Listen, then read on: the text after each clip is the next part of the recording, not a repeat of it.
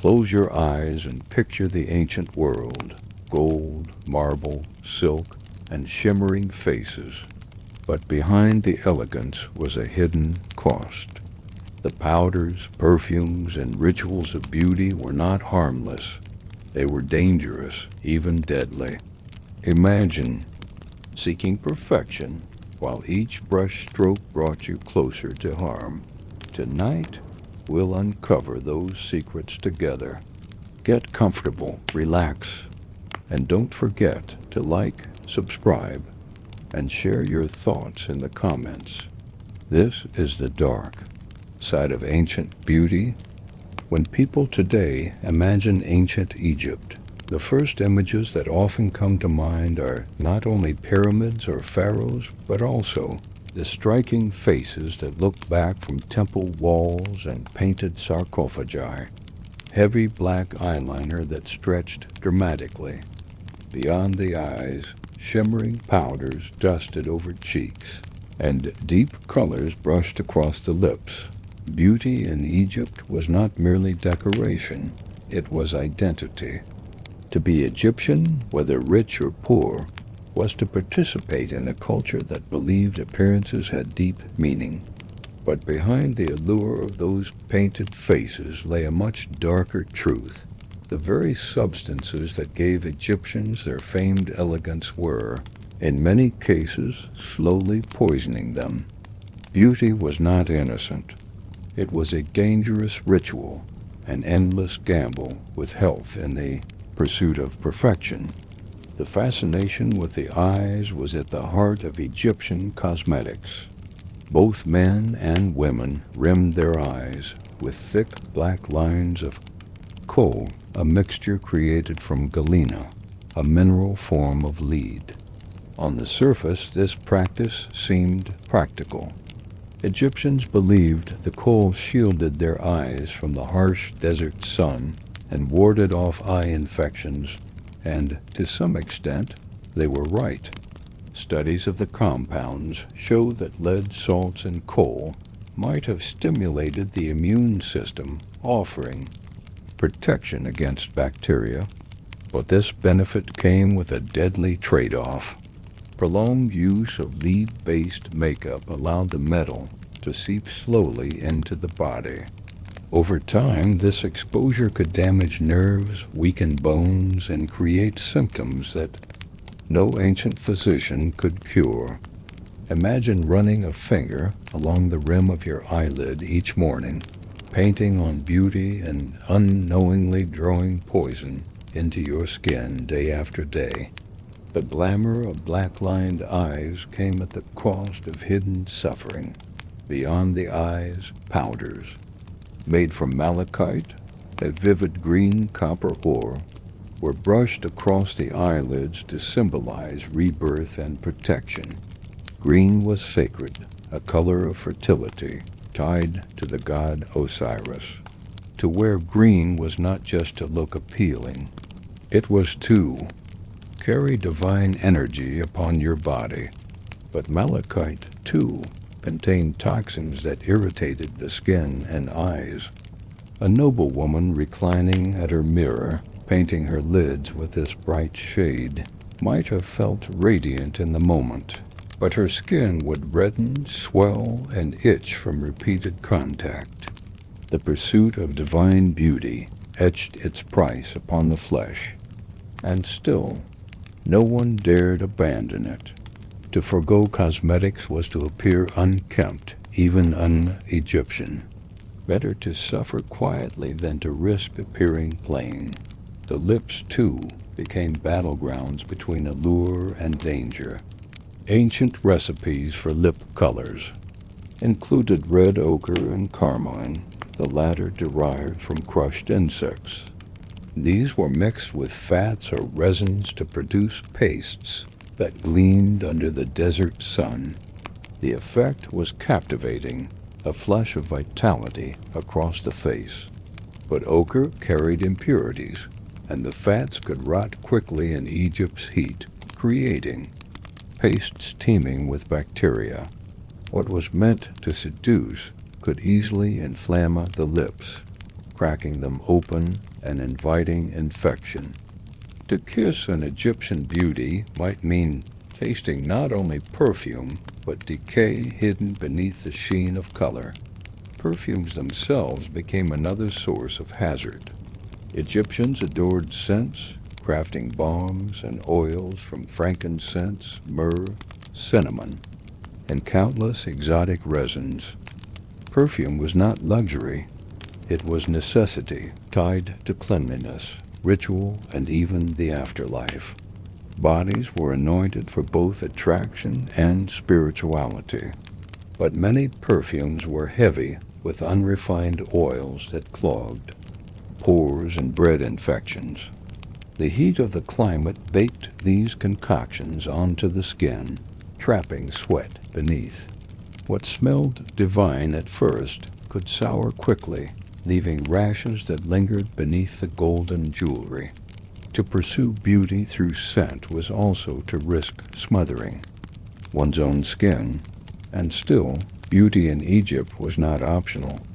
From the pharaoh to the farmer, everyone painted their eyes.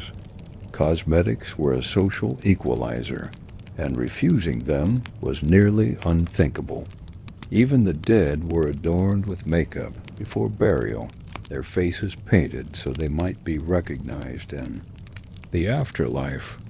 Beauty was survival, both in society and in eternity.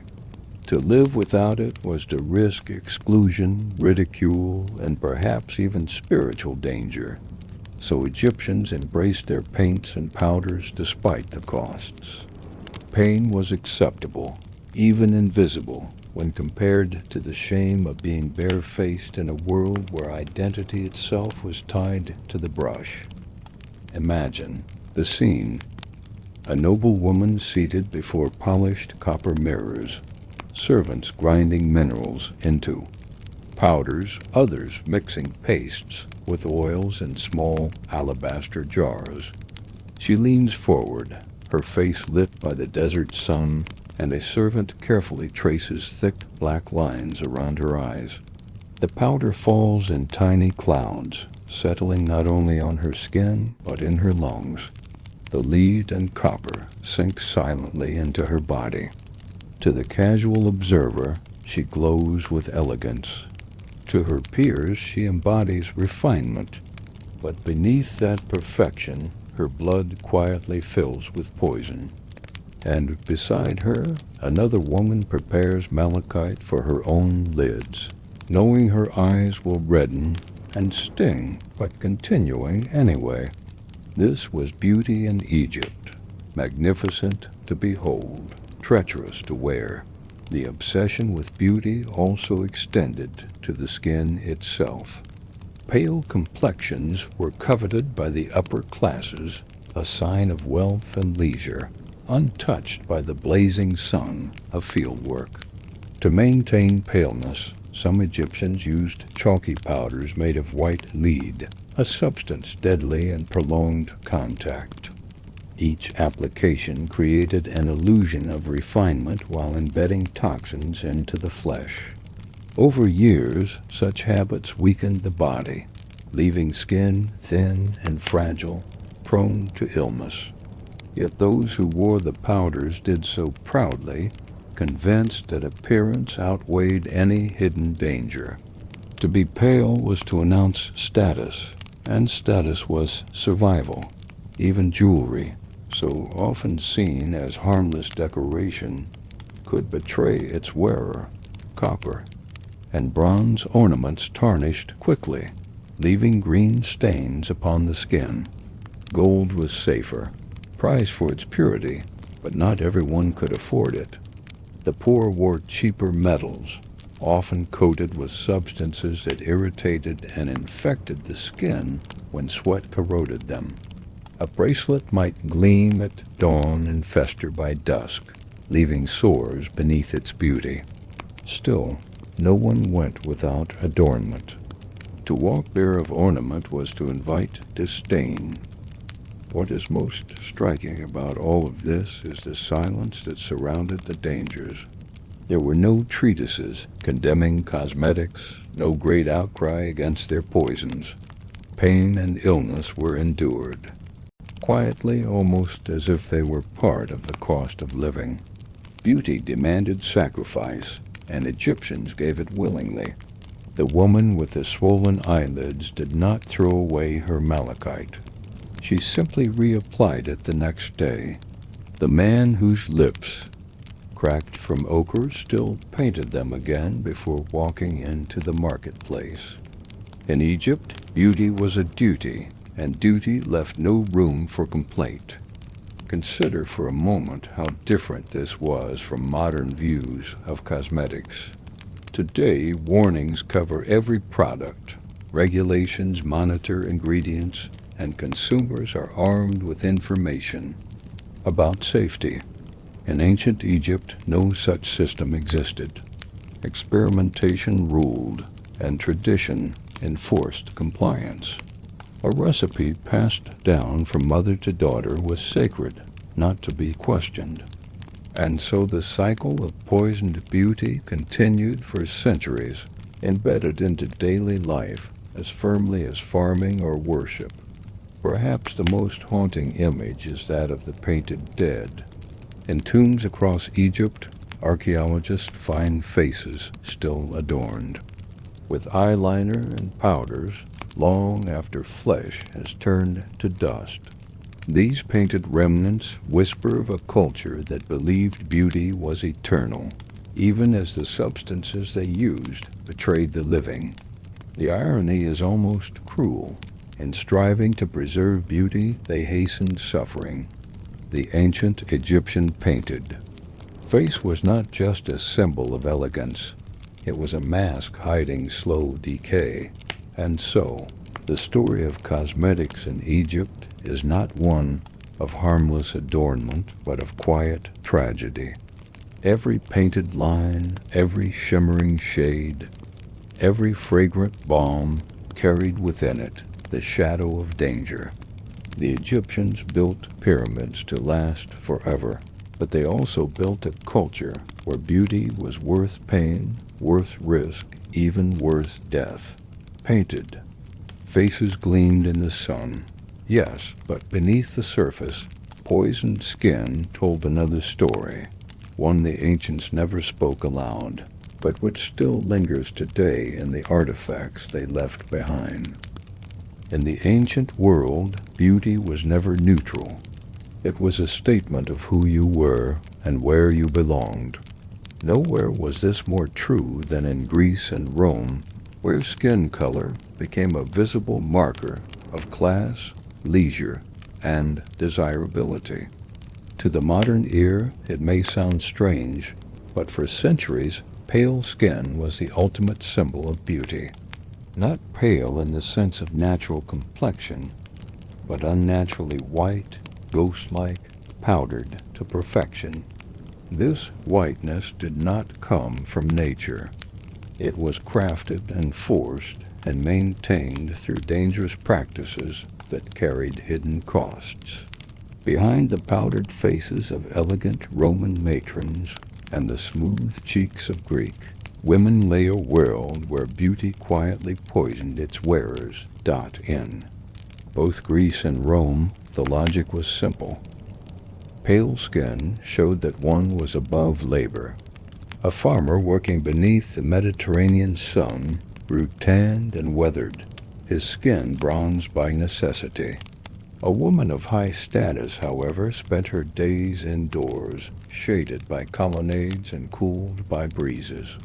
Her skin, untouched by sun, announced wealth more loudly than jewelry. To achieve this look, however, was not always easy.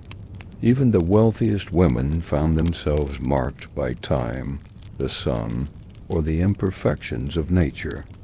Thus began a centuries-long obsession with crafting artificial whiteness, using powders and creams that seemed to offer elegance but carried danger within them.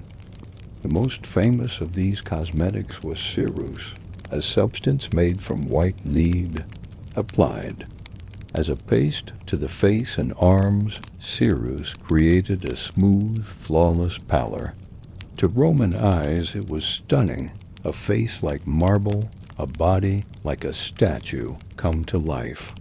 But lead, as modern science knows, is a slow, silent killer. Absorbed through the skin, it seeped into the blood, damaging the nervous system, weakening bones, and ultimately shortening lives. Women of Rome may have thought they looked radiant, but beneath the glow, their bodies suffered. Hair fell out, skin cracked, gums rotted, and fertility declined. Still, Cyrus remained beloved, because beauty always outweighed health in a society where appearance was power. It was not only Roman matrons who indulged in such dangerous routines. Greek women, too, pursued whiteness with equal zeal, using chalk, white clay, and powders mixed with vinegar or oils.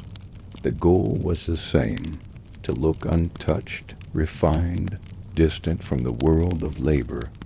Greek poets praised the fair-skinned maiden as the ideal bride, and sculptures carved from marble reinforced this obsession.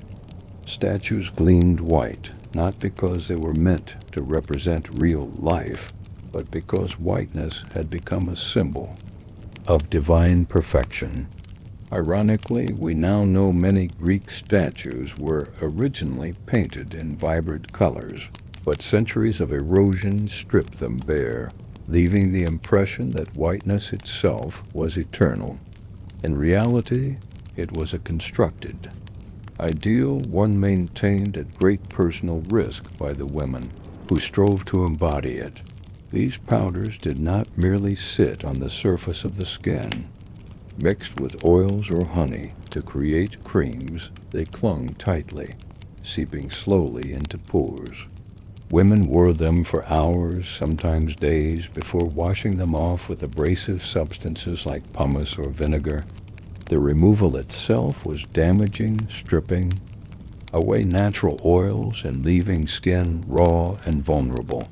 Reapplication followed, creating an endless cycle of harm. What began as the pursuit of refinement ended as a prison of dependency. Each layer of white makeup masking not only the natural complexion, but the damage caused by the previous one. The dangers of lead and chalk were compounded by the climate. In the Mediterranean heat, sweat mixed with powders, creating streaks and cracks across the skin. To hide these flaws, women reapplied more, thickening the mask until it hardened into something almost unnatural. Faces became rigid, fixed expressions of whiteness. A smile might crack the surface. A tear might carve a line through the powder, revealing the darker skin beneath.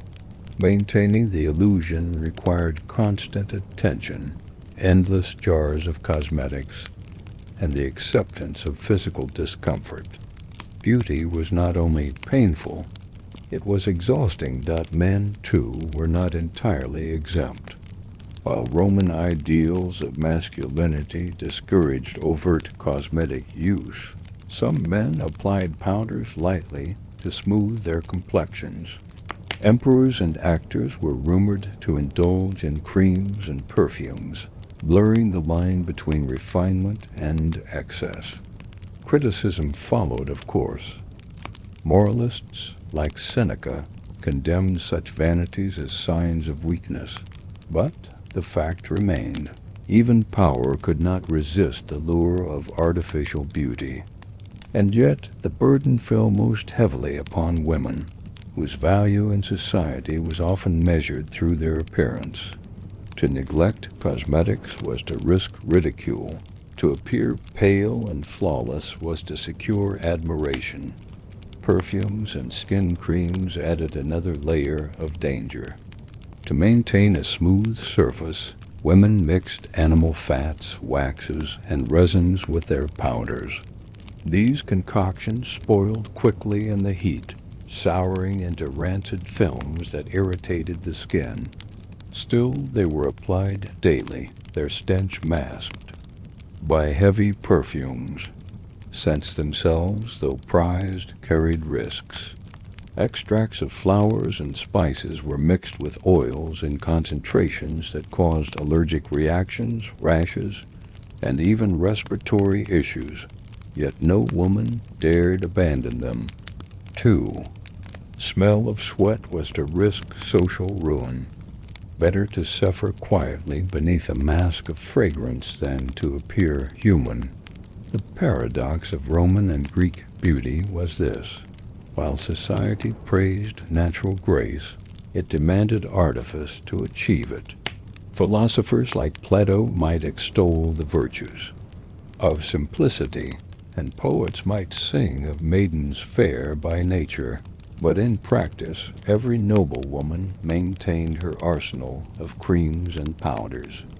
True natural beauty was rare, and society had no patience for rarity. The standards of beauty were impossible without cosmetics, and so cosmetics became chains that bound women to dangerous routines. The evidence of these practices lingers today. Archaeologists uncovered jars of powders in Roman villas, their contents still faintly shimmering with toxic minerals. Mirrors of polished bronze lie beside them, testimony to hours spent gazing at one's reflection. Even skeletons tell the story. Traces of lead remain in the bones of women long buried, silent proof of beauty's deadly cost. These women sought perfection, but their pursuit etched itself into their very remains, a chemical signature of vanity turned tragedy. One can imagine a scene in a Roman household. A young woman sits by the window, her slave grinding lead into fine powder. She leans forward as a paste is applied to her cheeks, covering freckles and sunburn. She feels the coolness of the cream, unaware of the poison seeping into her blood. Guests will later admire her marble-like complexion, whispering that she looks like Venus herself. She will smile, perhaps proud, perhaps anxious, knowing that her beauty is both her armor and her curse. This is the quiet horror of ancient cosmetics.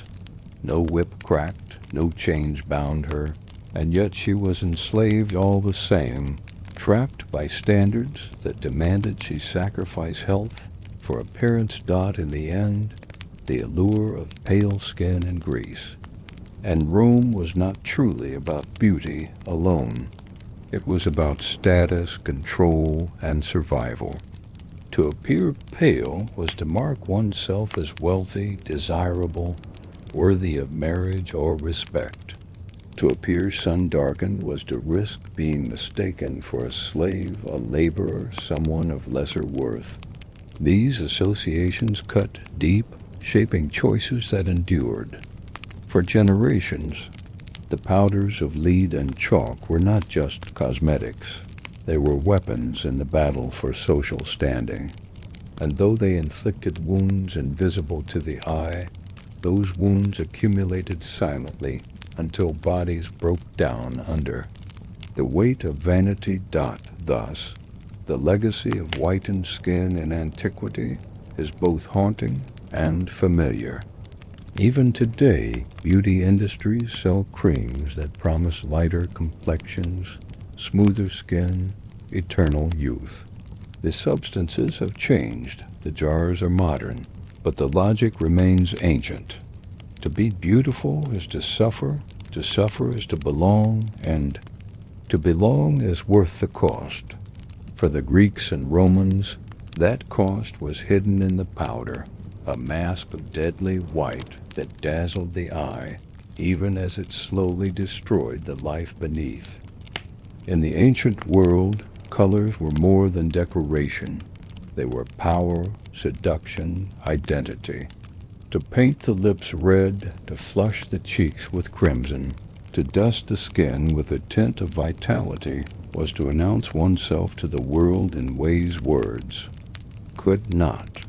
But behind the seduction of red pigments lay a sinister truth. Many of the most vibrant, alluring colors were mined from the earth's most dangerous substances. Every smile painted with a crimson sheen carried with it a whisper of death. Beauty was not just costly in wealth or effort. It was costly in health, measured in suffering that crept invisibly beneath the surface. The obsession with red is as old as civilization itself.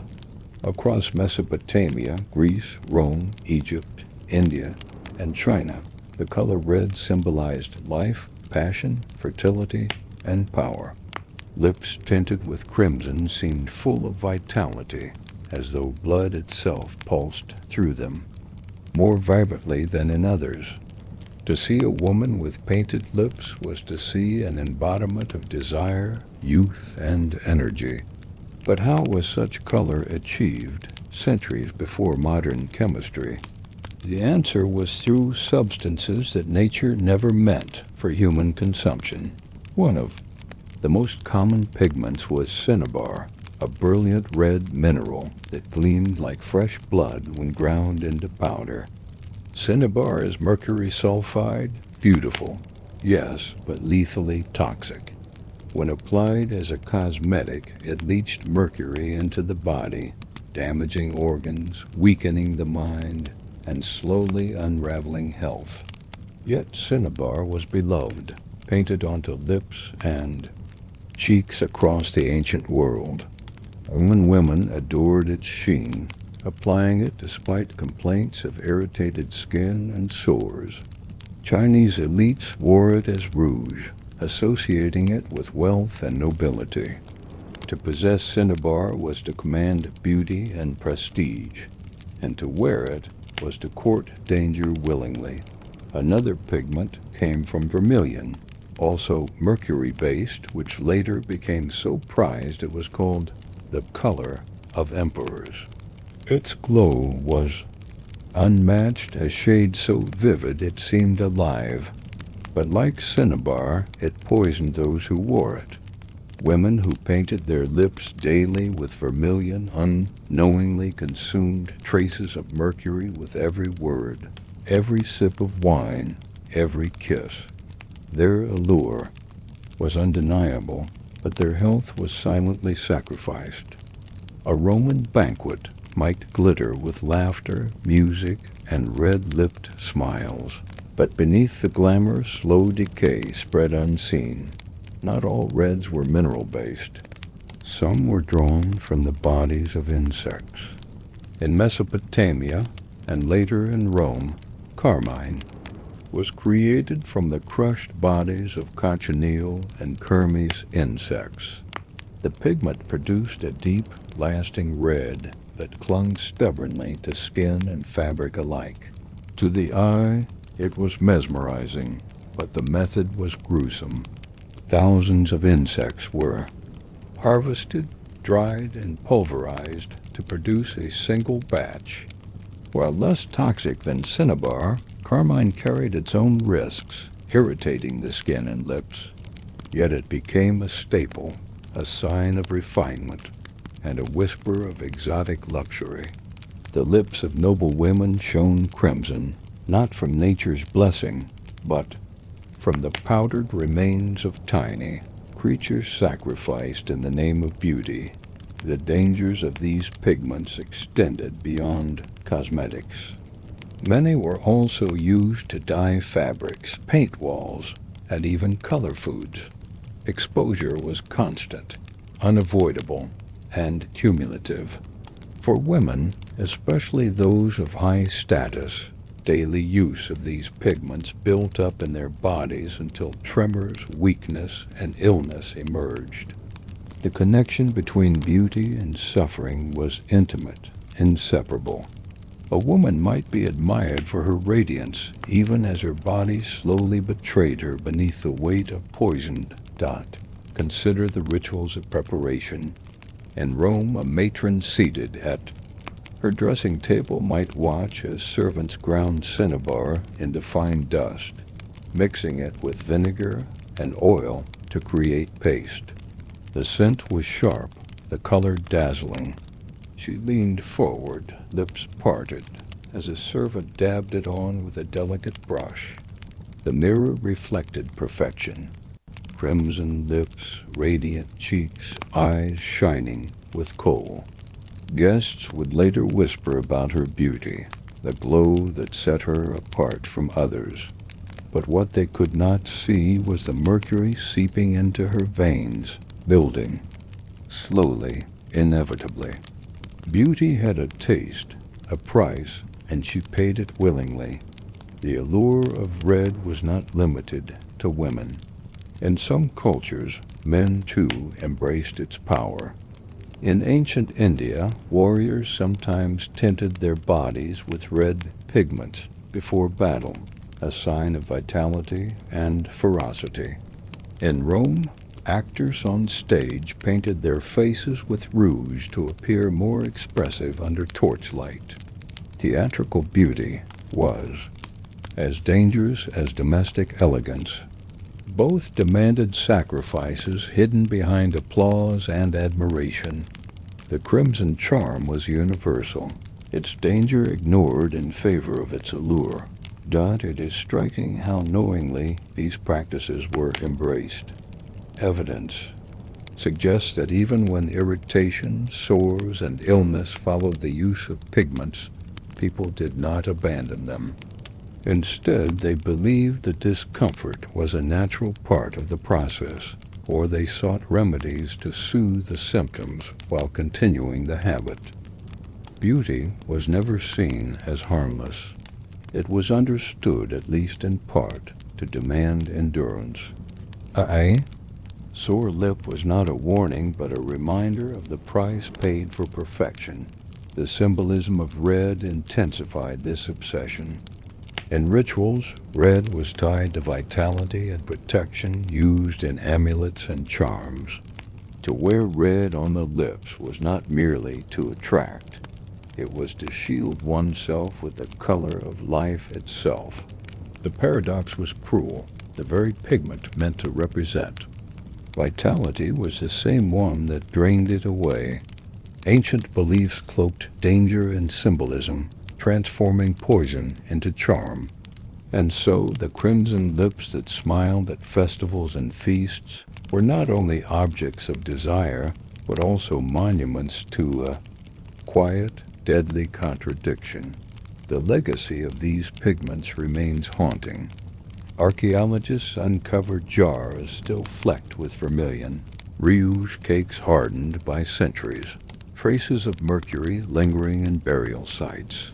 The women who once wore these pigments are long gone, but their bones whisper the story of their suffering. The very substances that made them radiant in life remain as chemical shadows in death, testimony to a beauty that killed silently.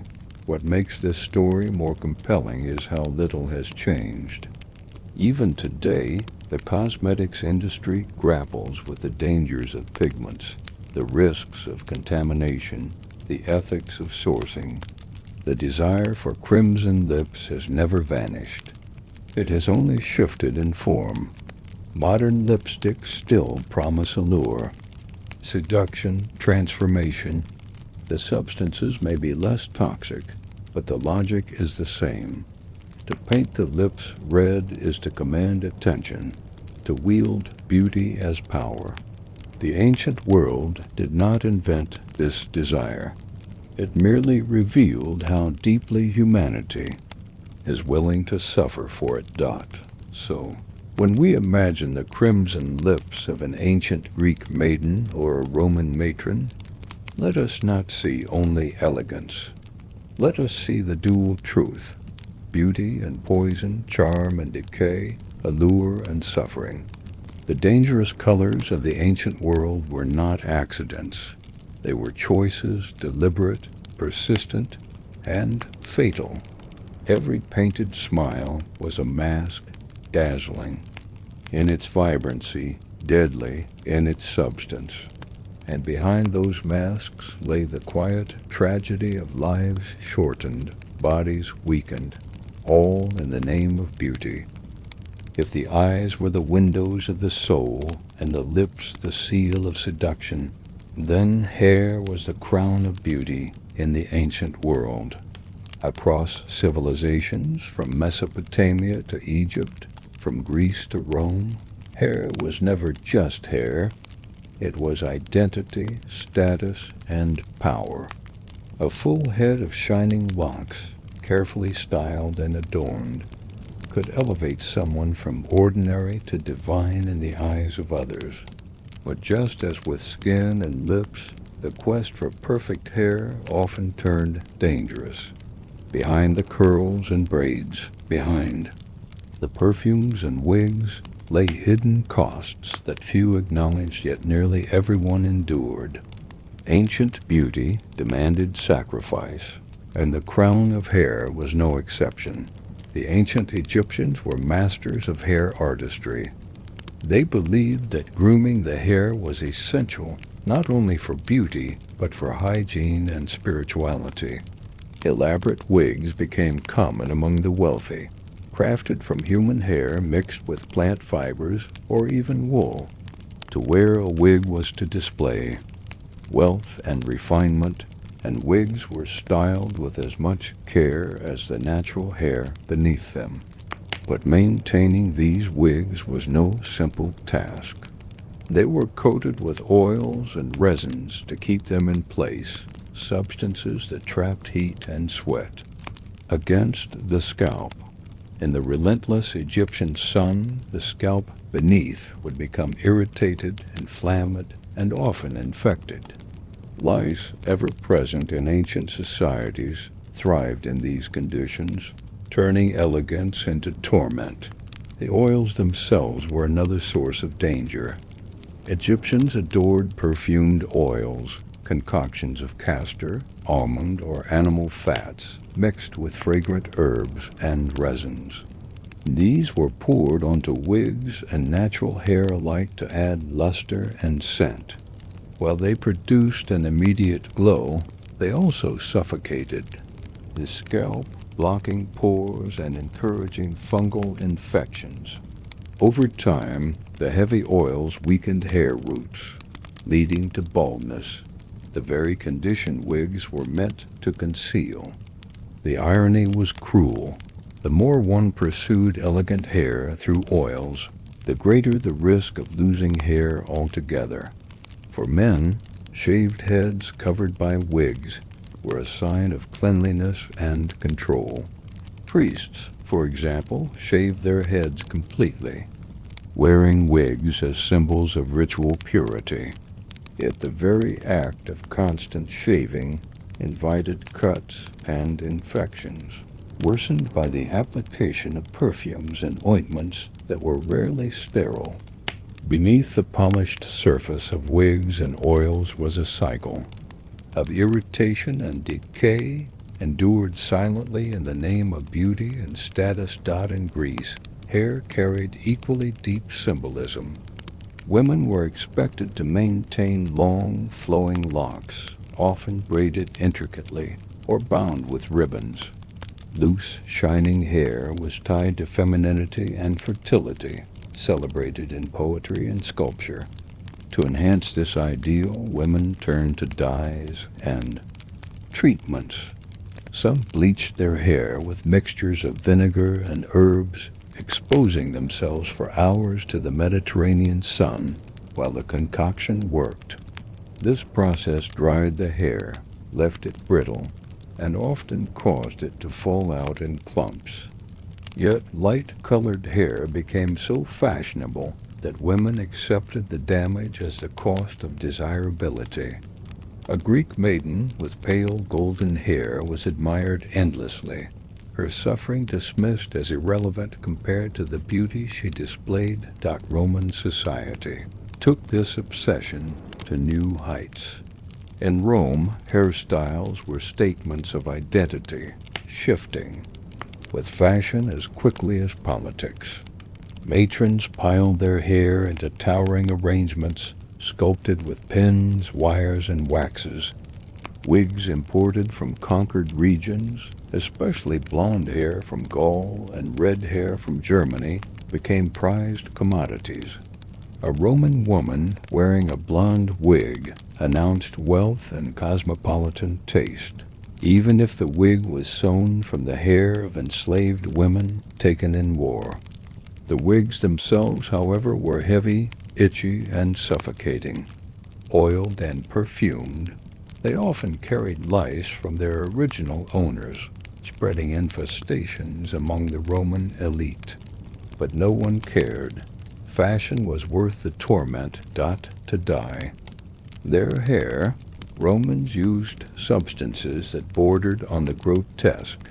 Some recipes called for pigeon droppings mixed with vinegar, others for ashes and lead-based powders.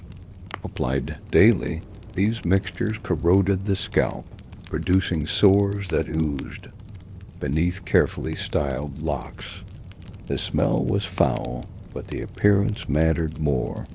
A fashionable shade was worth the suffering it caused. Men, too, participated in this toxic quest for elegance. Julius Caesar, mocked for his thinning hair, was said to style his locks carefully forward, while later emperors were rumored to experiment with dyes to mask age. Vanity was universal, and the poisons of beauty spared no gender. Perfumed powders sprinkled into hair added another layer of risk. Romans adored the scent of roses, lavender, and cinnamon, crushing these into powders and rubbing them into the scalp. While the fragrance lingered, so too did the irritation. Allergic reactions were common, leaving scalps red and blistered. Still, parties demanded beauty, and banquets required perfection. A hostess could not afford to smell of sweat when her hair could carry the scent of roses, even if it burned her skin beneath. Consider the physical strain of Roman hairstyles. Some arrangements were so elaborate that women required servants to construct them daily, braiding, pinning, and waxing the hair into towering designs. The weight alone caused headaches and pulled painfully at the scalp. To maintain the style, overnight, women often slept sitting upright, unwilling to risk collapse of the structure. Sleep deprivation joined the list of sacrifices made for beauty. The hairstyle was not just decoration, it was a burden carried literally upon the head. The social pressure behind these practices was immense. A Roman woman without proper hair arrangement risked ridicule, her peers whispering that she was lazy or careless. A Greek maiden with unkempt locks could be dismissed as unfeminine. An Egyptian without a wig might appear impoverished or impure. Beauty was not optional. It was survival within a system that judged harshly and praised rarely. Every oil, every powder, every wig was a shield, a mask against social failure. The poisons beneath did not matter when compared to the danger of public shame, and yet there is tragedy in the silence of the sufferers. Women whose scalps bled from harsh dyes did not abandon them. Men whose wigs itched with lice did not cast them aside. Instead, they endured, convinced that the suffering was worthwhile. No doctor could cure vanity, and no philosopher's warnings could outshine the lure of beauty. The quiet endurance of pain was itself a ritual, woven into the very fabric of ancient life. Archaeology preserves the remnants of this struggle. Combs and hairpins lie buried in tombs, still sharp after millennia. Wigs rest beside mummies, strands intact, frozen in the styles of the living. Chemical analysis reveals traces of laid-in hair samples, proof of dyes that poisoned slowly, invisibly. Each artifact tells the same story. Beauty demanded loyalty, and loyalty required sacrifice. Irony is inescapable. Hair, meant to symbolize vitality and youth, was slowly destroyed by the very treatments meant to preserve it. The oils that promised luster caused baldness. The wigs that concealed baldness bred infestations. The dyes that promised elegance corroded the scalp. Beauty was self-defeating, a cycle of pursuit and destruction that trapped its wearers in endless contradiction. And yet, to the ancients, it was worth it. To walk into a banquet with gleaming hair, to sit in the forum with golden locks, to stroll the marketplace with fragrant curls. These were victories, small but essential. They announced identity, commanded attention, and offered power in a society where appearances ruled. The pain, the poison, the exhaustion, all were secondary to the glory of being admired, even envied. Thus, the story of hair in the ancient world is not just about wigs and perfumes. It is about the toxic quest for elegance, the willingness to endure suffering for fleeting moments of praise. Hair was a crown, yes, but it was also a chain, binding men and women alike to dangerous practices. The shimmering curls and perfumed locks of antiquity dazzled the eye, but beneath them lay scalps scarred, poisoned, and exhausted. The crown of beauty was, in truth, a burden of pain. To the ancients, scent was not just a luxury, it was a language. Perfume could speak of wealth, seduction, holiness, or refinement. A cloud of fragrance trailing behind someone entering a banquet hall was as powerful as jewels glittering on their arms. To smell of roses, myrrh, cinnamon, or musk was to announce oneself as elegant, desirable, and worthy of admiration.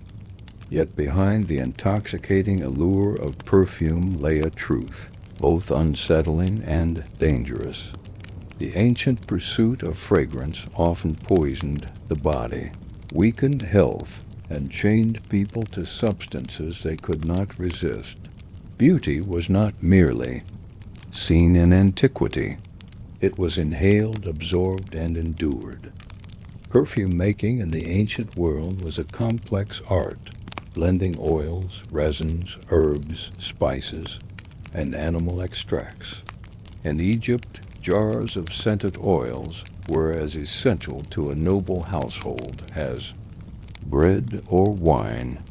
Women anointed their hair and skin daily, pouring small cones of perfumed wax onto their heads that melted slowly in the heat, releasing fragrance throughout the day. It must have looked elegant at a distance, a gleaming sheen, a subtle trail of scent. But in reality, the practice was both uncomfortable and harmful. The wax-clogged pores suffocated the scalp and drew insects. Combined with the unrelenting sun, it often caused rashes, irritation, and infections that lingered long after the fragrance faded. Yet women persisted because to be unscented was to risk social embarrassment. The ingredients themselves were often toxic. Many perfumes relied on heavy doses of resins like myrrh or frankincense, substances burned in rituals but also dissolved into oils for skin. Applied daily, they irritated sensitive flesh, leaving red patches that required yet more ointments to soothe. Others used cinnamon oil, highly prized for its warmth and exotic quality, but when applied directly, it burned the skin, creating a painful contrast between allure and agony. Musk, extracted from animals, carried a pungent potency that caused nausea or dizziness in enclosed spaces, yet it was considered irresistible. Perfume was not gentle. It was powerful, overwhelming, An often destructive dot in Greece and Rome, perfumed oils were everywhere. Athletes rubbed themselves with scented oils before and after exercise, believing it refreshed their bodies. Courtesans drenched themselves in perfume to attract clients, layering scent so thick it clung to every fold of clothing. Banquets were filled with bowls of perfumed water, guests sprinkling it on themselves between courses. Romans especially adored imported scents from Arabia and India, trading at enormous costs for the rarest resins and flowers. A vial of perfume could cost a fortune, its rarity elevating it to the level of treasure. But the richness of these oils meant they were applied in excess, soaking into skin and hair until irritation, rash, or illness followed. The method of extraction itself posed dangers. Without distillation, ancient perfumers boiled plants and raisins and animal fats, straining the mixture into heavy unguents. These fats, once boiled, turned rancid in the heat, producing foul-smelling bacteria that flourished unseen. Applied to skin, rancid oils caused infections, acne, and even abscesses. But because the top layer still carried fragrance, users ignored the hidden danger. To smell like roses was worth the price of pustules beneath. The contradiction was sharp. Perfume masked decay while spreading it silently. Perfume was also tied to intoxication. Some scents, when inhaled too heavily, caused dizziness, headaches, or fainting. Guests at Roman feasts often found themselves overwhelmed by the sheer density of perfumes in the air. The mixing of different fragrances, roses, lily, musk, frankincense, cinnamon, created clouds that suffocated rather than delighted. Philosophers like Seneca mocked this excess, claiming that men drowned themselves in perfume, but the critique did little to curb the obsession. In fact, the criticism only proved how central scent was to elite identity. To reek of perfume, even unpleasantly, was better than to carry no scent at all. Consider the imagery of Roman streets. Women in silk robes passing by, leaving behind trails of perfume, strong enough to announce them before they even entered a room. Courtesans competing for attention in crowded forums, each exuding different fragrances to stand out. Men reclining at banquets, their heads adorned with garlands soaked in oil, the air thick with spices and resin. This was not subtle beauty. It was aggressive, intoxicating, and unrelenting. To live in such a world was to live in a haze of fragrance that dulled the senses and coated the body with unseen poisons. Even more disturbing was the use of lead and arsenic in some perfumed powders. In Rome, women dusted themselves with scented, white powders that doubled as both perfume and cosmetic. These powders contained crushed minerals mixed with lead, providing both fragrance and pallor. Every application was a dose of poison, inhaled as dust and absorbed through skin. The fragrance may have been delightful, but the cost was fatal. Modern analysis of ancient cosmetic jars has revealed these residues, silent witnesses to the dangers their owners once embraced. Perfume was not merely about attraction, it was about power. In Egypt, to wear a certain fragrance was to align oneself with nobility. In Rome, senators and emperors perfumed their robes to mark their superiority. A scent could distinguish the wealthy from the poor, the refined from the vulgar.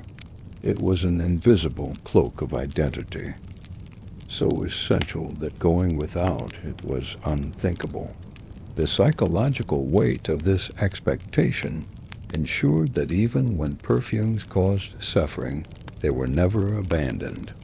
Women whose skin burned from cinnamon oil, men whose scalps festered under perfumed wax, all endured, because the alternative was worse, to be ordinary, unnoticed, unscented. The irony is sharpest when considering that many of these perfumes were believed to be medicinal.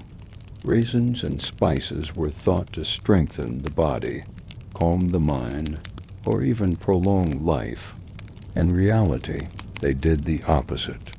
Long-term exposure weakened lungs, irritated the skin, and sometimes triggered slow poisoning. Yet the belief in their power only reinforced their use. Beauty and health, illusion and harm were woven together so tightly that people could not distinguish one from the other. Archaeology again preserves the truth. Tiny glass vials from Roman villas still carry traces of fragrance. Jars of Egyptian perfumed wax survive in tombs, hardened into cones. Residues reveal the presence of cinnamon, resin, musk, and oils, their dangers hidden but undeniable. The bones of those who wore them often contain signs of lead, proof of powders inhaled day after day. To hold one of these vials is to hold a fragment of elegance, but also a fragment of tragedy. The fragrance may be gone, but the cost remains. And so the story of perfume in the ancient world is not one of harmless luxury. It is the story of a dangerous love affair, where people bound themselves to substances that delighted the senses while corroding the body. The fragrance of danger lingered in every banquet hall, every temple, every marketplace. It coated hair, skin, and clothing, cloaking entire societies in invisible toxins.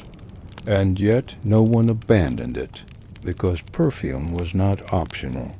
It was identity, seduction, and survival, no matter the price. To walk through an ancient city was to move through a storm of scents, roses, resins, oils, spices, and beneath them the faint undertone of sickness.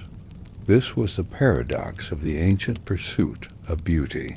The very substances meant to elevate life carried within them the seeds of decay. The ancients embraced the fragrance of danger willingly, breathing it in with every step, every smile, every embrace, convinced that to smell beautiful was to live beautifully, even if it meant dying for it. Among all the features of the human face, none captivated the ancient imagination more than the eyes. To the ancients, the eyes were not merely organs of sight. They were windows into the soul, mirrors of vitality, tools of seduction, and symbols of divine favor. To enhance the eyes was to command attention, to wield power, and to guard against unseen forces. Across Egypt, Mesopotamia, Greece, Rome, India, and beyond, eyes were painted, darkened, lengthened, and transformed with pigments that promised allure but carried danger. Behind every stroke of kohl, every sweep of shadow, there lay a history of beauty, ritual, and poison. Egypt stands at the forefront of this story, for no civilization is more closely associated with painted eyes. The iconic black outlines of Egyptian art, stretching elegantly from the corners of the eyes in dramatic lines, were not mere artistic inventions. They reflected daily life. Men, women, even children applied kohl around their eyes, framing them in bold, dark rims. To the Egyptians, kohl was more than cosmetic. It was protective. It was believed to ward off the evil eye, to shield against disease, and to reduce the sun's glare in the desert heat. For a culture so tied to the divine, painted eyes were both sacred and beautiful. Yet the very substance that made them so striking was dangerous. Egyptian coal was made by grinding galena, a mineral form of lead sulfide, into fine powder. Sometimes malachite, a green copper ore, was also used, creating greenish hues for variety. These powders were mixed with oils or fats, then carefully applied with small sticks or brushes. The result was stunning. Bold lines that widened the eyes, made them glisten, and gave them a mystical aura. But lead, absorbed daily through the thin skin around the eyes, poisoned slowly. The symptoms: headaches, stomach pain, fatigue, neurological. Damage crept in subtly, unnoticed or dismissed as normal ailments of life. The Egyptians believed coal kept them healthy, yet it was silently undermining their body's dot. In Mesopotamia too, eye makeup was common. Women and men darkened their lids with powders of antimony and charcoal, while priests and priestesses used pigments in rituals. Antimony, like lead, is toxic, seeping into the body and weakening the system over time. Yet it was prized for its shimmer, its ability to create a glistening, almost liquid darkness around the eyes. The contradiction is stark. Substances that blinded slowly were used to enhance sight, to make eyes more vivid and compelling. Greece and Rome inherited these practices, though with their own twists. Greek women painted their eyes to appear larger and more expressive, echoing ideals of beauty that valued wide, shining gazes. They darkened their lashes with soot, even using burnt quartz or resin to achieve the effect. Roman women, influenced by Egypt after its conquest, eagerly adopted coal, importing it at high cost to paint their eyes in the same dramatic style. A Roman matron reclining at a banquet, her eyes rimmed in black, glittering under lamplight, was as much a product of poison as of fashion. The pigment smeared carefully across her lids contained lead, antimony, and soot, substances that irritated, inflamed, and damaged the delicate tissue around the eyes. In pursuit of allure, women risked the very sense that made them captivating. Even eyelashes were part of this dangerous beauty. Long, dark lashes were admired, so powders and pastes were applied directly to them.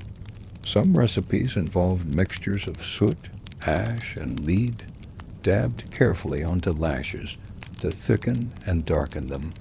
The effect was immediate: fuller lashes, deeper gazes, but the paste often dripped into the eyes, causing redness, infections, and sometimes blindness.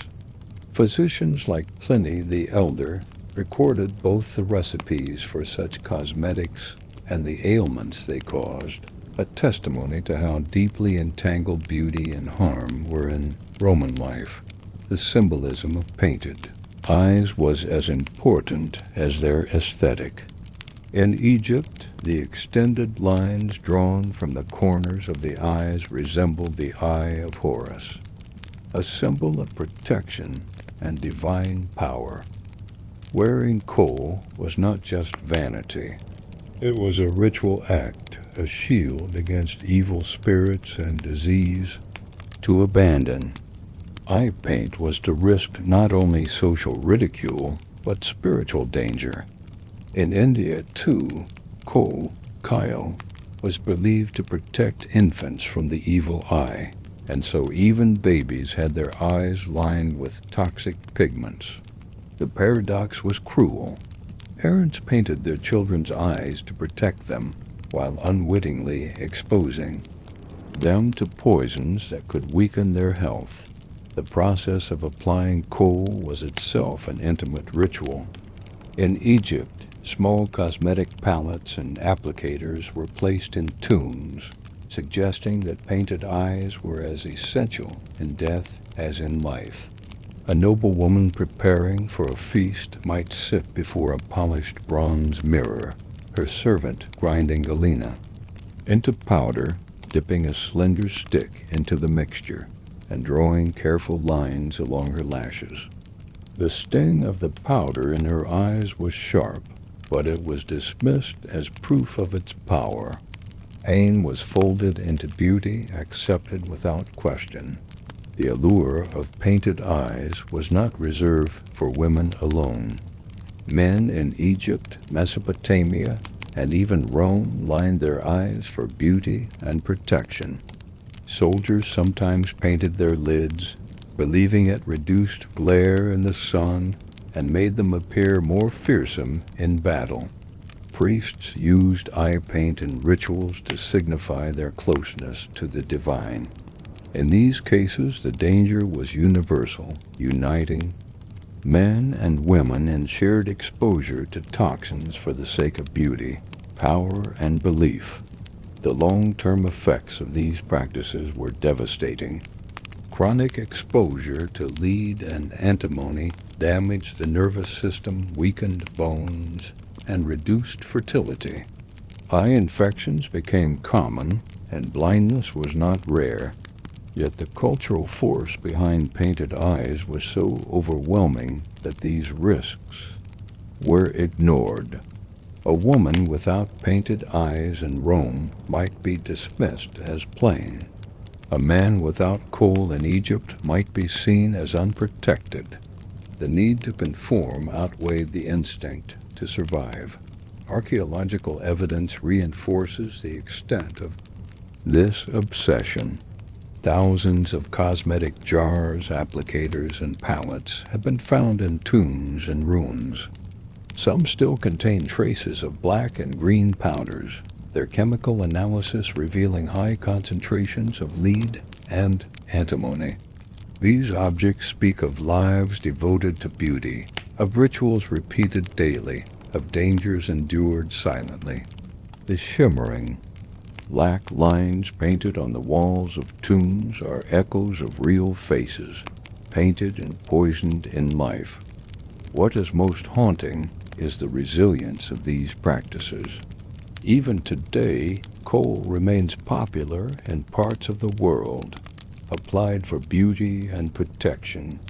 Modern versions may be safer, but in some regions, traditional recipes still contain lead, continuing the cycle of danger. The ancient allure of painted eyes endures, unchanged in its promise and its peril. The same lines that once framed the eyes of Egyptian queens and Roman matrons still appear on modern faces, carrying with them the shadow of history. The story of painted eyes in antiquity is thus a story of paradox. Eyes were enhanced to appear alive, luminous, divine, yet the substances used drained vitality, dulled sight, and spread poison. The very windows of the soul were framed with toxins that slowly closed them. Beauty was achieved, but at a price hidden beneath admiration. The painted eyes of antiquity dazzled the beholder, but they carried within them the silent tragedy of lives shortened, vision lost, and health sacrificed. And so, as we imagine Cleopatra gazing out from her balcony, her eyes rimmed in shimmering black, or a Roman matron reclining in lamplight, her lashes darkened and extended, we must see both the allure and the shadow. Their beauty was undeniable, their presence unforgettable, but their radiance was born of poison, their charm laced with danger. The painted eyes of antiquity were not merely ornaments. They were warnings etched in kohl, shimmering in shadow, whispering of the deadly price of beauty. Across cultures and centuries, the color of skin has carried enormous weight. and defining beauty, status, and identity. In the modern world, bronzed or tanned skin may be a sign of health or leisure, but in much of the ancient and medieval past, the opposite was true. Pale, fair skin was the ultimate marker of refinement. A pale face whispered of wealth, of a life spent indoors rather than laboring under the sun. It suggested nobility, delicacy, and superiority. This ideal of fairness inspired countless rituals, cosmetics, and treatments, many of them destructive, poisonous, and even fatal. To appear pale was to appear beautiful, but the path to that appearance was paved with silent suffering. The roots of pale skin, as a standard of beauty, stretched deep into the ancient world. In Greece, poets praised maidens with white, shining faces, comparing them to marble statues. The statues themselves reinforced this ideal. Though originally painted, their surviving whiteness became a symbol of purity and perfection. Roman matrons, too, sought pale skin, seeing it as the clearest sign of aristocratic blood. A woman with sun-darkened skin might be mistaken for a servant or a peasant, so the noble woman shielded herself obsessively, using veils, powders, and ointments to preserve her fairness. To achieve this, women turned to cosmetics that were anything but harmless. The most notorious was white lead, ground into fine powder and mixed with vinegar or water to form a paste. Applied to the face, it created a mask of dazzling whiteness, smooth and glowing under lamplight. The effect was immediate and dramatic, transforming ordinary skin into something ethereal. But beneath the mask, lead seeped relentlessly into the body, poisoning blood, organs, and nerves. Users developed headaches, stomach pain, tremors, and eventually paralysis. Their skin, ironically, often turned gray and decayed, requiring even more lead paste to conceal the damage. The cycle was vicious. Poison caused the need for more poison. In Rome, this white lead paste was called cherusa, and it became one of the most popular cosmetics among the wealthy. Recipes survive in ancient texts describing how to prepare and apply it. Women smoothed it over their faces, necks, and arms, layering it until their skin gleamed. Sometimes it was mixed with chalk or ground oyster shells to soften the effect, but the lead remained dominant. A noble woman might reapply cherusa daily, unknowingly feeding herself a steady dose of toxin. Modern analysis of Roman skeletal remains has revealed high levels of lead, silent proof of a fashion trend turned fatal. But lead was not the only danger. Mercury, another heavy metal, was also used in the pursuit of fairness.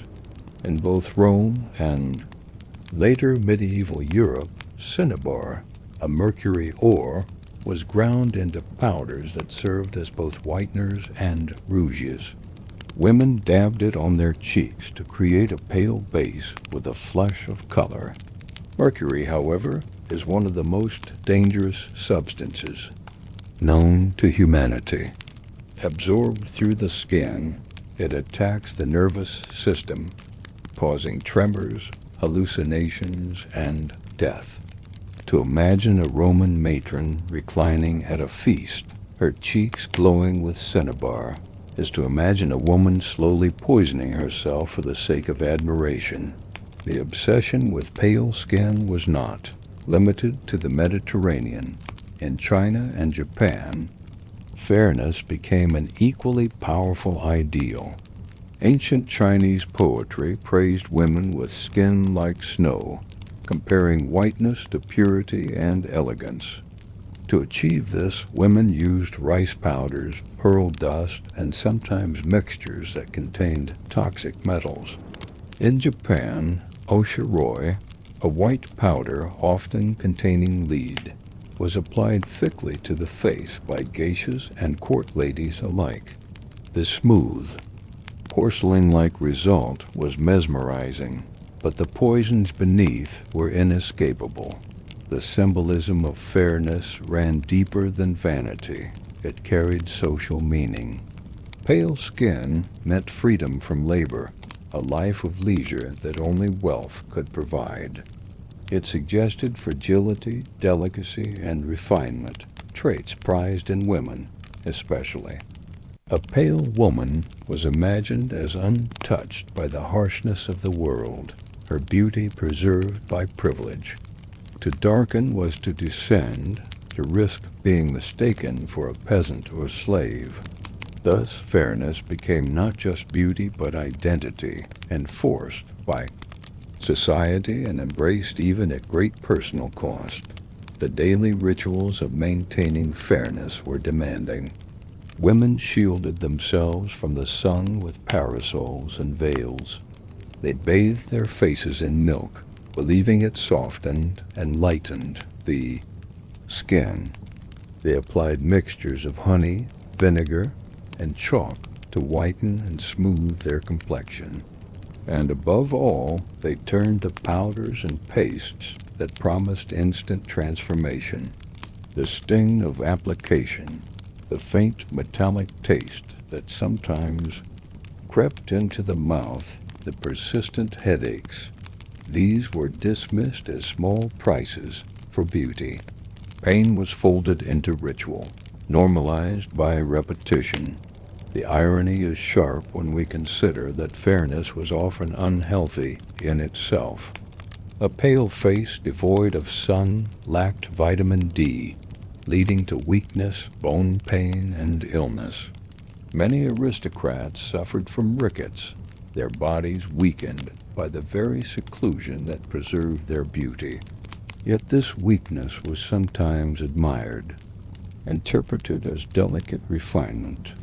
A fragile, pale woman was seen as more beautiful than a robust, sun-kissed one. The ideal not only poisoned through cosmetics, but through lifestyle itself. Men, too, participated in this pursuit. Roman men sometimes applied powders to their faces, especially those in positions of power who wished to appear youthful and refined. In China, scholars and courtiers prided themselves on pale skin, contrasting themselves with laborers in the fields. The pursuit of fairness was universal, crossing gender as well as geography. Vanity was not confined, and poison spared no one. Archaeology reveals the remnants of this obsession. Cosmetic jars from Rome still contain traces of white lead. Chinese tombs preserve tiny boxes of pearl powder. Japanese scrolls describe the preparation of oshiroi, thick white paste applied with brushes. Each artifact speaks of lives shaped by an ideal that valued appearance over health. The bones of those who used these cosmetics often carry traces of lead and mercury, silent witnesses to the deadly cost of beauty. The social pressure was relentless. A woman with darkened skin risked mockery, exclusion, or loss of status. A man without pale refinement risked being mistaken for a common laborer. The need to conform was overwhelming, silencing any doubts about the dangers. Even when symptoms appeared, trembling hands, weakened bodies, decaying skin, the answer was not to abandon cosmetics, but to apply more, to cover the damage with fresh layers. The poison was not a deterrent. It was part of the process. The tragedy lies in the invisibility of the danger. Unlike a cut or burn, the effects of lead and mercury crept in slowly, almost imperceptibly. By the time they were undeniable, it was too late. The body was already weakened, the damage already done, and still the powders remained, beloved and trusted, passed down from mothers to daughters, teachers to students, generation to generation. The cycle endured, unbroken by reason or warning. Thus, the pale faces that shine in ancient poetry, art, and memory are not innocent. They are masks of poison, monuments to suffering hidden behind elegance. The marble-skinned maidens of Greece, the alabaster-cheeked matrons of Rome, the snow-skinned beauties of China and Japan, all carried within them the silent toll of toxic beauty. Their fairness was not natural. It was purchased with pain, purchased with health, purchased with life. To see them in imagination now is to see both sides. The dazzling glow under lamplight, the secret headaches in silence, the smoothness admired by crowds, the trembling hands in private, the elegance of fairness, the shadow of death beneath. The pursuit of pale skin was not a harmless dream. It was a deadly ritual, a poison painted daily onto the very canvas of the body. And so the story of pale faces in antiquity is the story of beauty turned against itself. The quest for fairness promised admiration, privilege, and identity. What it delivered was weakness, decay, and death. The pale mask was beautiful, yes, but it was also a shroud, covering not only the skin, but the truth that beauty in its darkest forms demands the highest price. From the first glance to the last, lips have always held a unique power over human perception. They frame our words, they signal our emotions, and they carry the promise of intimacy. In the ancient and medieval worlds, lips were among the most carefully emphasized features of beauty, painted in vivid colors that suggested vitality, sensuality, and allure. A woman with bright red lips could be seen as healthy, youthful, desirable, and confident.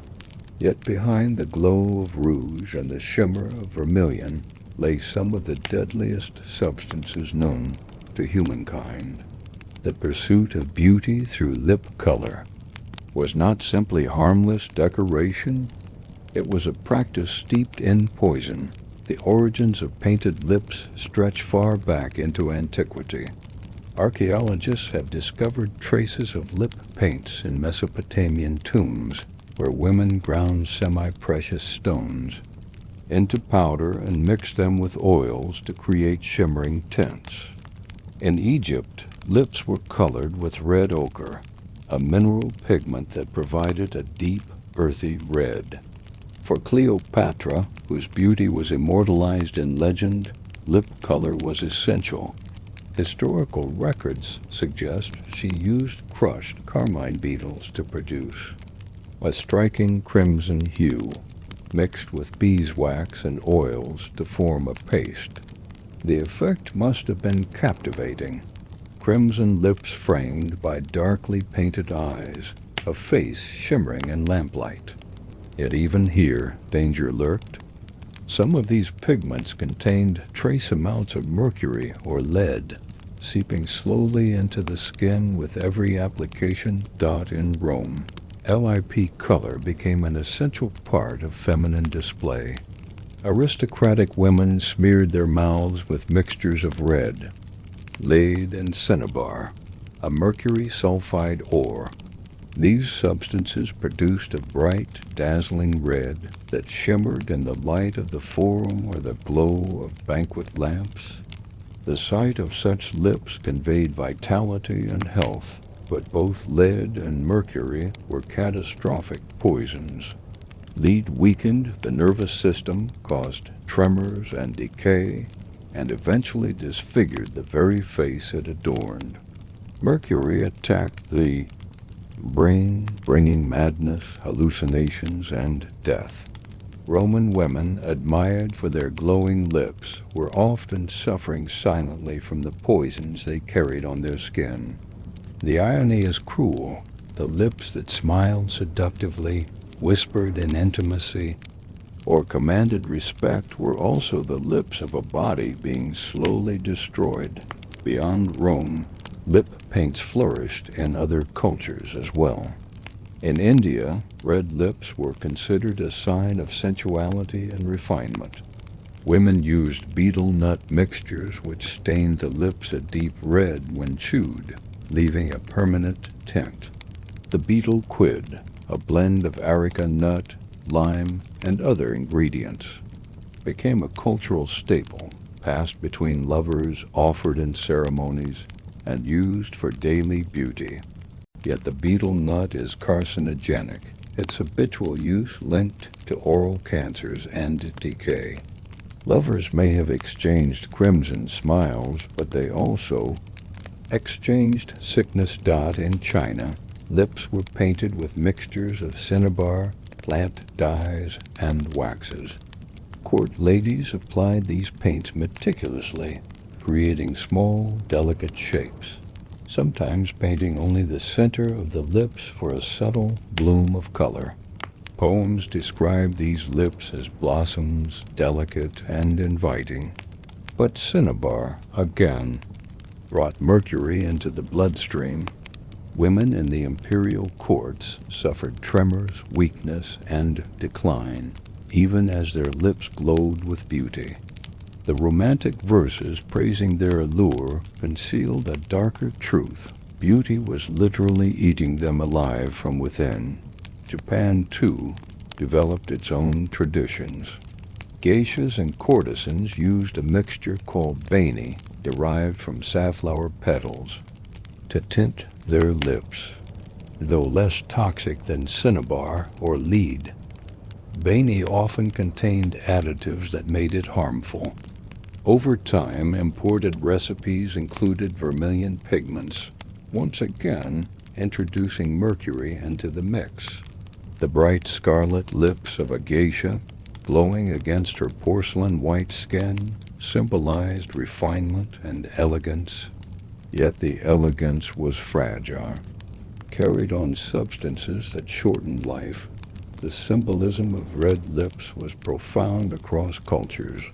Red was the color of life, of blood, of passion. Painted lips suggested vitality, fertility, and seduction.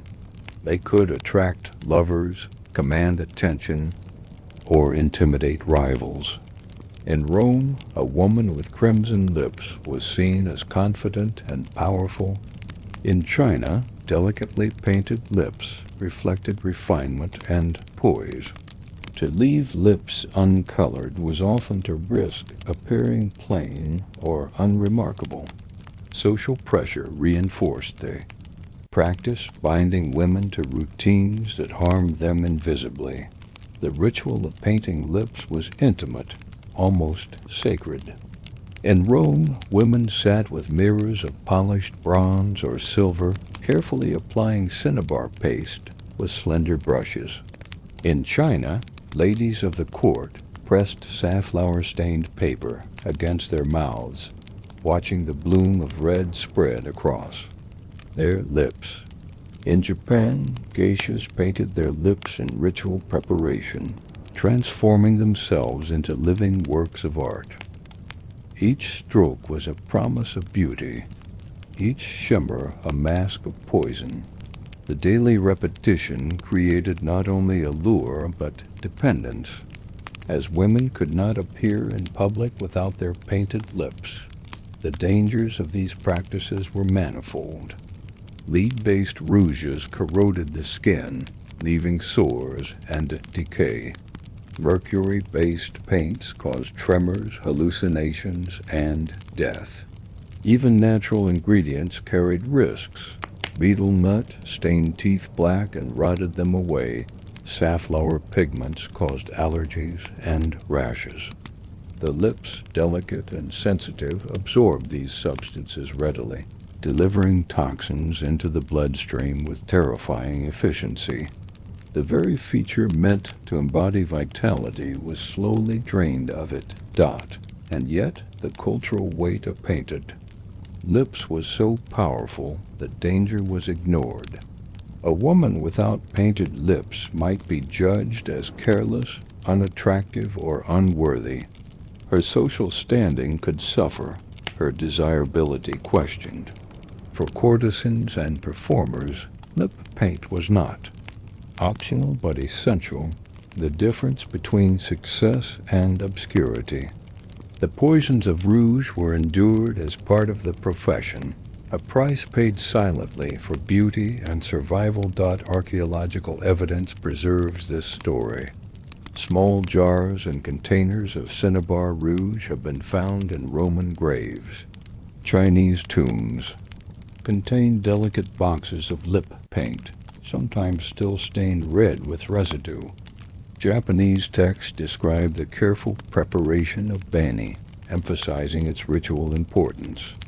Even skeletal remains reveal the truth. High levels of lead and mercury in the bones of women who lived lives adorned with painted lips. The beauty they carried in life is gone, but the poison remains in their very bones. The paradox of painted lips is haunting. They were symbols of life, yet carried death. They were signals of vitality, yet drained health. They were instruments of seduction, yet tools of decay. The lips that smiled, whispered, and kissed were also lips of poison, red not only with paint, but with suffering. The allure of red was undeniable, irresistible, and inescapably dangerous. To imagine the ancient banquet hall, with Roman matrons laughing, their lips glowing crimson under lamplight, or the Chinese court, where ladies pressed safflower pigments to their mouths before poetry recitals, is to see a world where beauty and poison were one and the same. The painted lips of antiquity dazzled those who saw them, but behind the glow lay tragedy. And so the story of rouge and vermilion is not one of harmless color. It is a story of danger wrapped in seduction, of poison disguised as passion. The lips that spoke love, that sang poetry, that smiled across crowded rooms, carried within them the seeds of destruction. In their redness we see both beauty and death, entwined in a kiss that lingers across centuries. Hair has always been one of humanity's most potent symbols of identity and beauty. Flowing tresses, gleaming curls, and shining locks carried meaning far beyond appearance. They were signs of status, markers of culture, and signals of vitality. In the ancient world, hair was not just a feature of the body, but a canvas upon which ideals of beauty, fashion, and power were painted. And as with skin and lips, the pursuit of beautiful hair drove people to embrace treatments, dyes, and rituals that were not only harsh but often deadly. The desire for hair of gold, of ebony, of radiant brilliance led to practices that poisoned bodies, burned scalps, and destroyed health, all in the name of beauty. The roots of hair dye stretch deep into history. In Mesopotamia and Egypt, hair color carried symbolic significance. Egyptians darkened their hair with henna, a natural dye that left it a deep reddish brown. This practice was widespread and relatively safe, but not all dyes were so harmless. As societies evolved, so did the obsession with transformation. The Greeks admired blonde hair, associating golden locks with youth, beauty, and even divinity. In Homer's epics, heroes and goddesses alike were described as having hair like shining gold. This literary and cultural ideal translated into real life, where women and men alike sought ways to lighten their dark Mediterranean hair into shades of gold. To achieve this transformation, They turned to dangerous recipes. Mixtures of ashes, vinegar, and plant extracts were rubbed into the scalp. Then hair was exposed to the sun for hours. Some concoctions used quicklime, a caustic substance that burned the skin and corroded hair.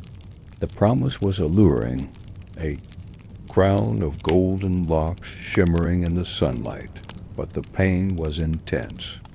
Scalp burns, hair loss, and chronic skin irritation were common, and the long-term exposure to caustic chemicals left lasting scars. Still, the desire for blonde hair was irresistible. Rome inherited and magnified this obsession. Roman poets often praised women with blonde hair, comparing them to goddesses and heroines. Blonde slaves, particularly from northern Europe, were prized, and their hair was often harvested to create wigs for Roman noblewomen. These wigs became symbols of wealth and luxury, but for those who sought to dye their own hair, the methods were brutal. Recipes recorded by Roman writers included mixtures of goat fat and beechwood ashes, rubbed vigorously into hair and left under the hot sun. Some used saffron for a golden tint, though its cost made it accessible only to the wealthy. Others experimented with lead-based dyes, believing they would produce lasting color. The results varied. Some achieved brightness. Others only destroyed their hair and poisoned their bodies. The dangers of these dyes cannot be overstated. Lead compounds used to darken or lighten hair seeped into the scalp, entering the bloodstream and weakening the body. Quicklime and lye burned the skin, leaving sores and scars. Mercury, sometimes included in hair treatments for added sheen, poisoned the nervous system. The pursuit of beauty left women with bald patches, chronic pain, and premature aging, ironically destroying the very feature they sought to enhance. Yet the cultural pressure was immense. A noblewoman with dull or graying hair risked being seen as old, unattractive, or unworthy. The price of beauty, however steep, was deemed necessary. The obsession with blonde hair spread beyond Rome. In medieval Europe, fairness and golden hair were linked to ideals of purity, nobility, and virtue. Blonde maidens filled poetry and song, their shining hair celebrated as the height of beauty. Women darkened their hair with soot or tried to bleach it with caustic substances, enduring pain and damage for the sake of fashion. In Renaissance Italy, Venetian women were famous for their pursuit of golden hair. They sat on rooftops under the blazing sun, their hair coated with concoctions of saffron, alum, and urine, all designed to lighten their locks. Their wide-brimmed hats shielded their faces, but left their hair exposed, creating a striking spectacle of devotion to beauty. The cost was hair weakened, brittle, and often lost, but the allure of gold was too powerful to resist. For men, hair was no less important. Roman men darkened their hair with lead combs dipped in vinegar, a method that turned hair black over time. These lead combs released small amounts of lead acetate, gradually dyeing the hair but also poisoning the scalp. The darkened look was fashionable, masking gray hairs and restoring a youthful appearance. Yet it carried the same silent danger as all lead-based cosmetics. Men seeking virility and vigor were slowly weakened by the very tools meant to preserve. Their image. The rituals of hair care extended beyond dyes. Oils, perfumes, and powders were applied daily to keep hair gleaming and fragrant. Many of these contained harmful substances from rancid fats to metallic salts. Hairstyles themselves could be destructive. Elaborate braids and tight bindings damaged hair roots, while heavy wigs strained the scalp. Women slept sitting upright to preserve their towering hair arrangements, sacrificing comfort and health for beauty. Infections spread easily in the warm, oiled environments created by these hairstyles, leading to lice infestations and skin diseases. The symbolism of hair, however, was too powerful to ignore. Long, flowing locks represented youth and vitality. Golden hair symbolized divinity and purity. Black, glossy hair suggested mystery and allure. To conform to these ideals was to secure admiration, status, and sometimes even survival. Courtesans, queens, and noblewomen all used their hair as weapons of beauty, tools of seduction, and signs of identity. For men, hair was equally tied to dignity and power. Baldness was mocked, grayness despised, and dyes embraced as solutions. However toxic they might be, archaeological evidence confirms the prevalence of these practices.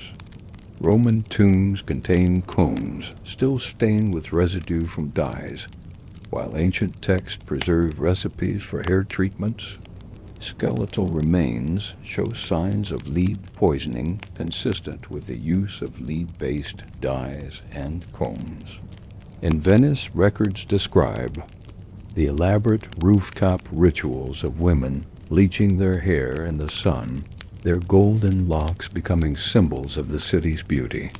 The pursuit of hair perfection left behind not only poems and portraits, but also the scars of poison and pain etched into history. The irony is sharp. Hair, so often celebrated as the crown of beauty, became a source of suffering. In seeking to make it shine brighter, last longer, or glow with unnatural color, people destroyed it, poisoned themselves, and shortened their lives. The golden hair of poems was, in reality, brittle, damaged, and often falling away. The blackened locks of Roman men carried within them the seeds of decay. The beauty admired in art was purchased with suffering in life. To imagine a Roman matron, her hair gleaming blonde from hours under the sun with toxic pastes, or a Venetian noblewoman, her golden locks admired at a feast while her scalp burned beneath, is to see the dark side of hair's allure. The shining crowns of history were not natural gifts, but carefully constructed illusions, born of poison, pain, and sacrifice. And so the story of ancient and medieval hair is a story of paradox. Hair was celebrated as life itself, yet its beauty was maintained with tools of death. The golden locks sung by poets were achieved through caustic burns. The darkened tresses of noblemen were painted with poison. Beauty was achieved, but at a cost hidden beneath admiration. The hair that shone like gold, that framed faces of marble whiteness, that fell in curls of seduction, carried with it the silent weight of decay. Scent has always been one of the most mysterious elements of human beauty. Unlike painted skin or gleaming hair, perfume was invisible, yet its power was undeniable. A fragrance could entrance a lover, intimidate a rival, or mark one's presence long after departure. In ancient and medieval societies, perfume was far more than decoration. It was identity, charm, and even magic. But just like the cosmetics painted on the skin, perfumes and powders often carried hidden dangers. The very substances that made people smell divine could just as easily destroy their health. What lingered in the air as sweetness often lingered in the body as poison. The history of perfume begins in the earliest civilizations. In Mesopotamia, perfumers were artisans of high status, crafting oils and resins into aromatic blends. These early perfumes were used not only for allure but for ritual, sealing the link between fragrance and power. In Egypt, perfume was essential to both men and women. Oils infused with myrrh, frankincense, and lotus were smeared on skin and hair, leaving the body fragrant under the blazing sun. Cleopatra herself was said to have sailed to meet Mark Antony on a ship whose sails were drenched in perfume, the air around her filled with intoxicating scents. To wear fragrance was to project influence, and yet even here danger lurked. Many perfumes were prepared with carriers like animal fats or resins that went rancid quickly, leading to skin infections. Some recipes also used lead and mercury salts to stabilize pigments in scented powders. Seeding poison into the pores, Rome embraced perfume with an intensity bordering on obsession. Roman markets sold hundreds of varieties: rose, saffron, cinnamon, and exotic blends imported from Arabia and India.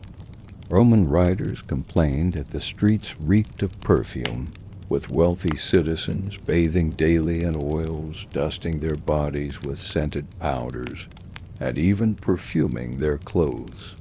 Women painted their faces with aromatic creams that doubled as cosmetics.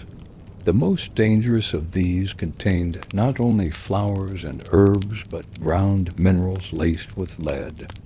Powders infused with scent were often sprinkled directly onto the hair and skin, leaving a glittering, fragrant layer. But each application carried trace poisons, absorbed silently, day after day. A woman leaving her home with glowing cheeks and fragrant hair might smell divine, but her blood was thick with toxins. The link between perfume and seduction was irresistible. Roman satirists mocked men who drenched themselves in scent, but they also admitted its effectiveness. Perfume carried erotic connotations, a signal of intimacy and availability.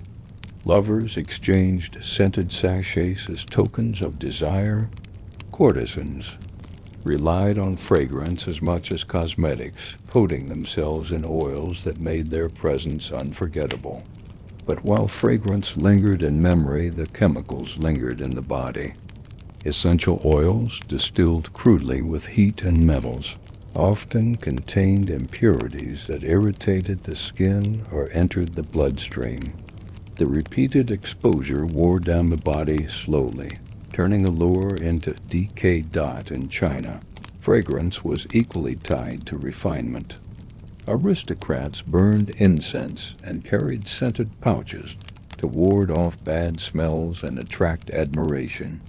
Women dusted themselves with perfumed powders, some of which contained arsenic and mercury.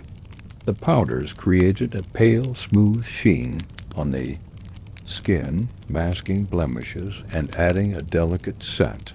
But as with Roman Cherusa, the poisons beneath caused damage over time. Arsenic corroded the skin, mercury weakened the body, and yet the powders remained popular. To smell of nothing was to appear common.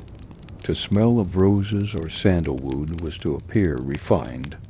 Social expectations silenced any whispers of danger. Japan developed its own traditions, where fragrance became an art form. The practice of kondo, the way of incense, elevated scent to ritual. Nobles competed to identify subtle differences.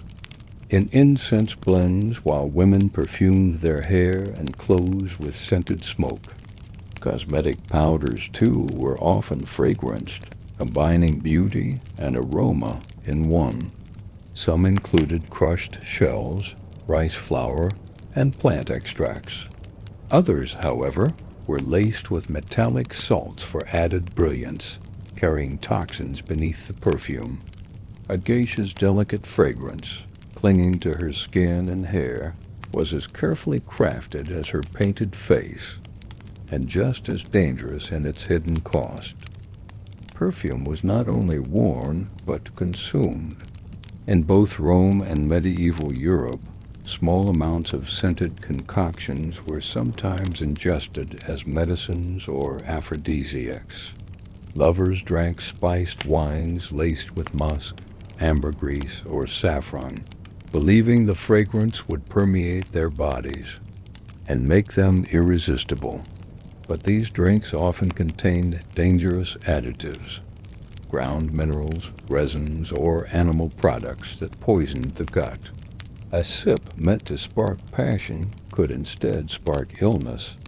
The line between perfume and poison blurred easily. When fragrance was taken inside the body, the allure of fragrance was inseparable from class. Perfume was expensive, imported across deserts and seas, traded as dearly as gold. To wear it was to display wealth and refinement. The poor might smell of sweat and earth, but the rich smelled of roses and spice. The contrast reinforced social divisions. Scent itself became a symbol of power. Yet this symbol carried hidden risks. The wealthier a person, the more perfumes and powders they used, and thus the greater their exposure to toxins. In seeking to distinguish themselves from the poor, the rich often hastened their own decline. The rituals of scent were deeply ingrained. Roman women anointed themselves daily, layering oils and powders with care.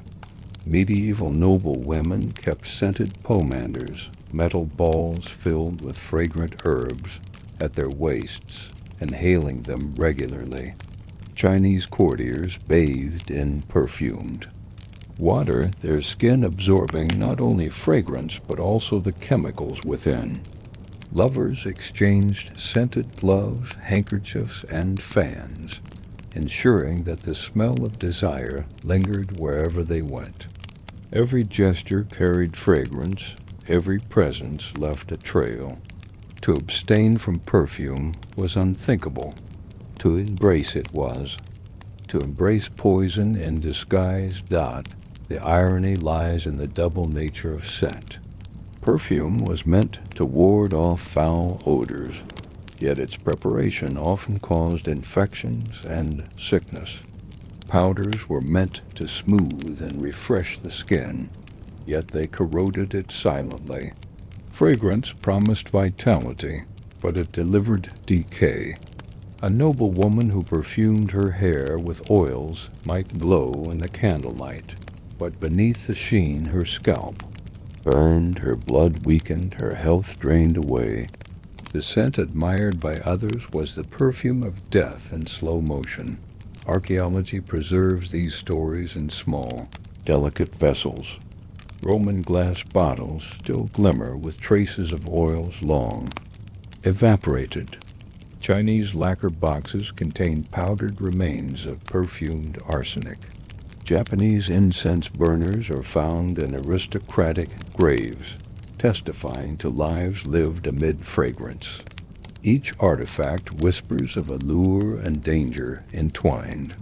The scent is gone, but the poison lingers in the historical record, reminding us of the hidden costs of beauty. To imagine the banquet halls of Rome, thick with perfume, the air heavy with roses and spices, or the Chinese court where delicate powders scented courtyards and hair, or the Japanese geisha, her presence marked by both painted lips and fragrant aura, as to see a world where beauty was not only seen but smelled, where fragrance was as crucial as color, and where danger hung invisibly in the air.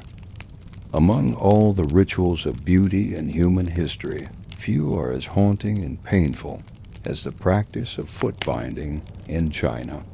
For nearly 1,000 years, the binding of young girls' feet was celebrated as the pinnacle of feminine elegance, a symbol of refinement, desirability, and obedience.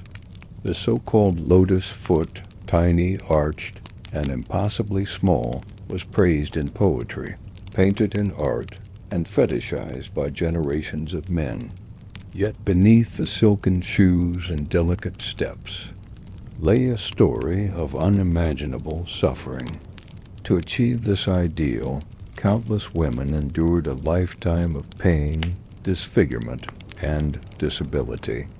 The beauty that men admired was built on broken bones, rotting flesh, and a lifetime of scars. The origins of foot binding are traced to the Song dynasty around the 10th century. Legend tells of a court dancer named Yao Niang who bound her feet to create a graceful lotus-like shape that captivated the emperor. Her delicate, swaying movements, enhanced by her tiny bound feet, set a trend that spread through the elite courts of China. Over time, the practice became not only fashionable but necessary. By the Ming and Qing dynasties, bound feet were a prerequisite for marriage among the upper classes. A girl with natural, unbound feet was considered coarse, unfeminine, and undesirable. The cruel irony was that while bound feet were praised as graceful, they were in fact the result of intense suffering inflicted on girls from the youngest ages. The process of foot binding began early, usually when a girl was between 4 and 7 years old, before her bones fully hardened. Mothers or female relatives carried out the ritual, though professional foot binders also existed. The procedure was simple in description but excruciating in reality. First, the toenails were cut short to prevent infection. Then the toes, except for the big toe, were bent sharply downward, pressed into the sole of the foot. Long bandages, soaked in water or herbs, were tightly wound around the foot, forcing the toes under and the arch upward. Each day, the bandages were tightened further, bending the foot into an ever more unnatural shape. The goal was to reduce the foot to about 3 inches in length, the so-called golden lotus. The pain was unbearable. Bones snapped, joints dislocated, and flesh tore under the pressure. Girls screamed through the process, sometimes fainting or falling ill. Infections were common as toenails grew into flesh or sores festered beneath the bindings. Gangrene often set in, leading to the loss of toes or even death. And yet, despite the agony, the ritual was celebrated as a mark of love and care.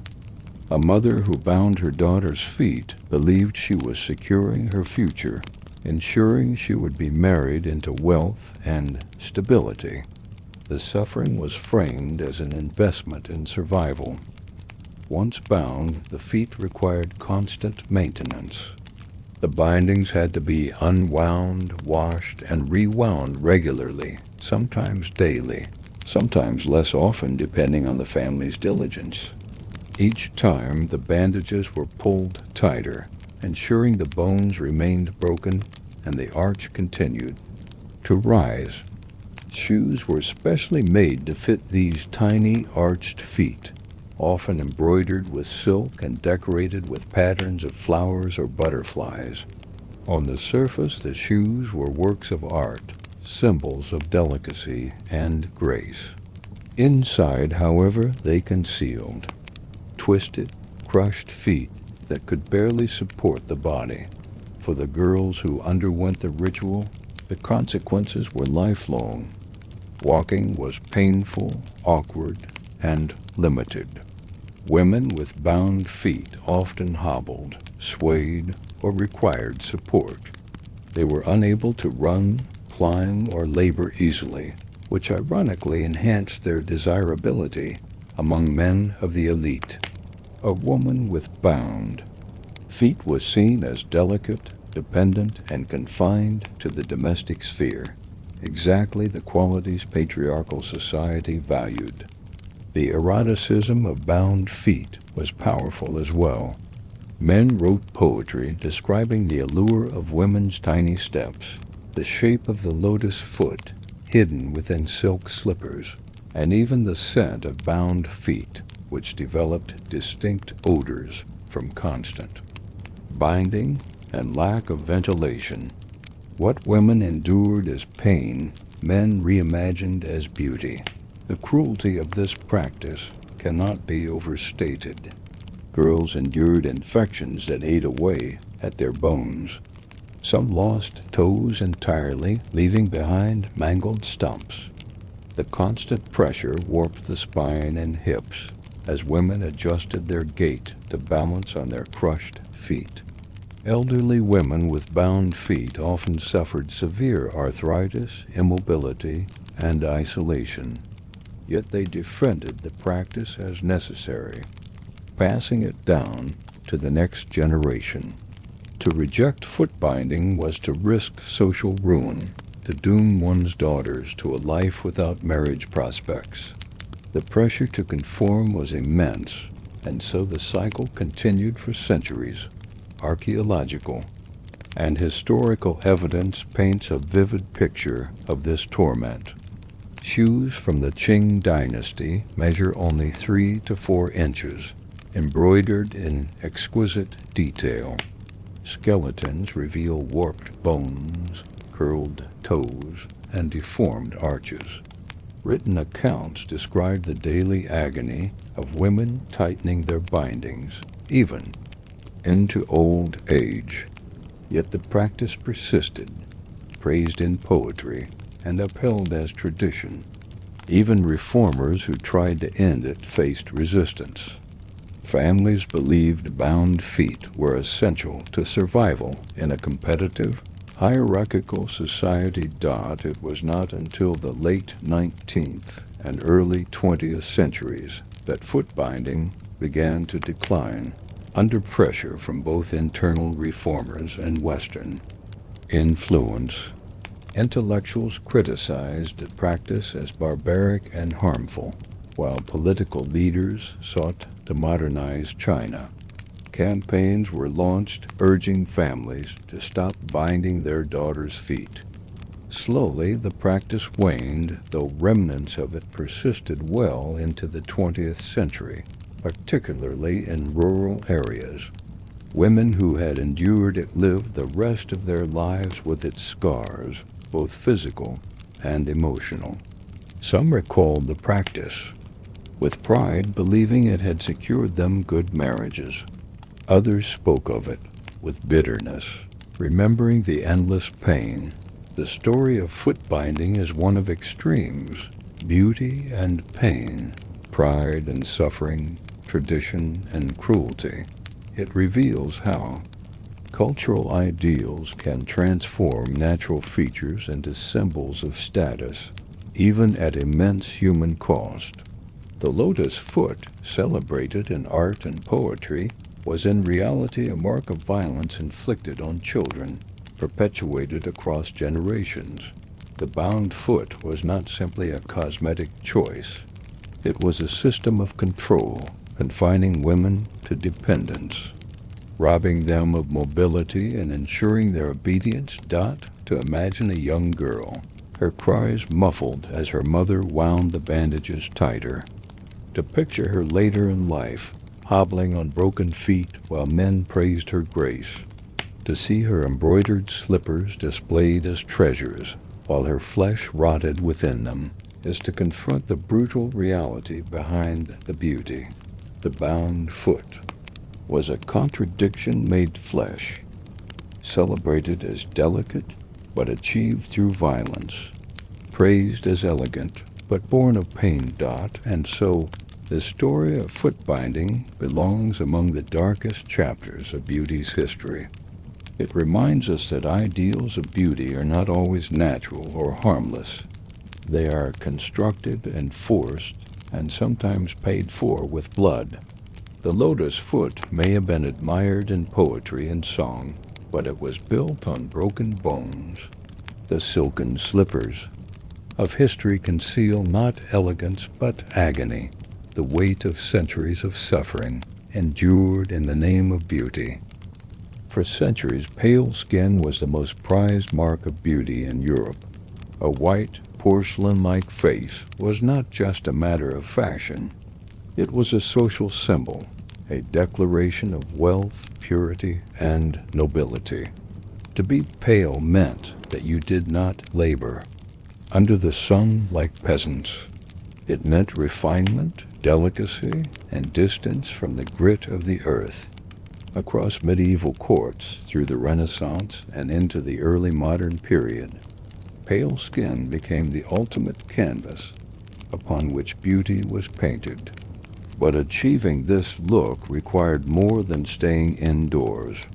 It demanded cosmetics powders and paints, many of them crafted from substances that were slow poisons. To wear the mask of lead was to court death every day, even as admirers praised one's radiant beauty. The obsession with whiteness stretched far back. In the Middle Ages, noble women avoided the sun and covered themselves in veils and hats. But soon powders came into play. Chalk, flour, and ground alabaster were early tools, dusted across the face to create a pale sheen. These left the skin dry and unnatural, flaking off easily. So recipes grew bolder. By the Renaissance, women across Europe had embraced ceruse, a cosmetic blend of vinegar and white lead. This deadly mixture created a smooth, opaque whiteness that clung to the skin, hiding blemishes, smoothing imperfections, and giving the face the luminous glow of polished marble. Portraits of queens and noblewomen show this pallor, frozen in paint, masking the truth of what lay beneath. Lead-based powders were insidious. Applied daily, they seeped into pores, entering the bloodstream and accumulating in the body. At first, the effects were subtle, a headache, fatigue, or mild irritation of the skin. But with time, the symptoms grew impossible to ignore. Skin blackened or turned gray beneath the paint, eruptions and sores appeared, and hair fell out in clumps. Teeth loosened, gums bled, and the face beneath the mask grew gaunt and sickly. Yet the very damage caused by the powder only deepened dependence on it. Women used even more ceruse to cover the blemishes and sores, layering poison upon poison, hiding the decay with an ever thicker mask. The cycle was vicious and unrelenting. One of the most famous victims of this obsession was Elizabeth I of England. Her pale face, immortalized in countless portraits, became a symbol of her regal image. Known as the Mask of Youth, her whiteness hid scars left by smallpox. But the price was immense. The lead in her cosmetics eroded her skin, blackened her teeth, and poisoned her body. Yet she could not abandon the powder. Her image depended on it. Even as she aged and weakened, she continued to paint her face white, concealing her suffering. Behind the very substance that caused it, she was not alone. Noble women across Europe did the same, driven by the unrelenting demand for pallor. Perfumed powders only heightened the danger. To mask the metallic odor of ceruse, women mixed in herbs, flowers, and oils, creating fragrant blends.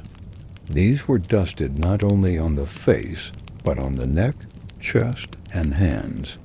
The result was dazzling, a vision of pale, smooth beauty scented with roses or violets. But each application increased exposure, deepening the poisoning within.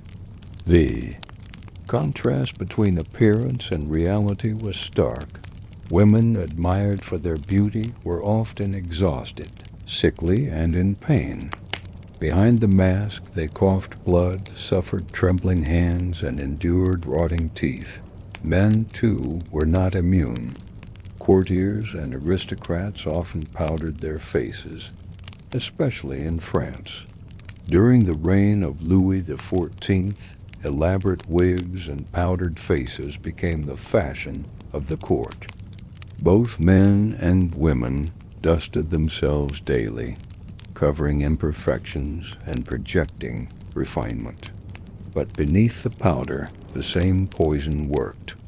Men who strutted proudly in gleaming coats and perfumed wigs were slowly withering, their vitality drained.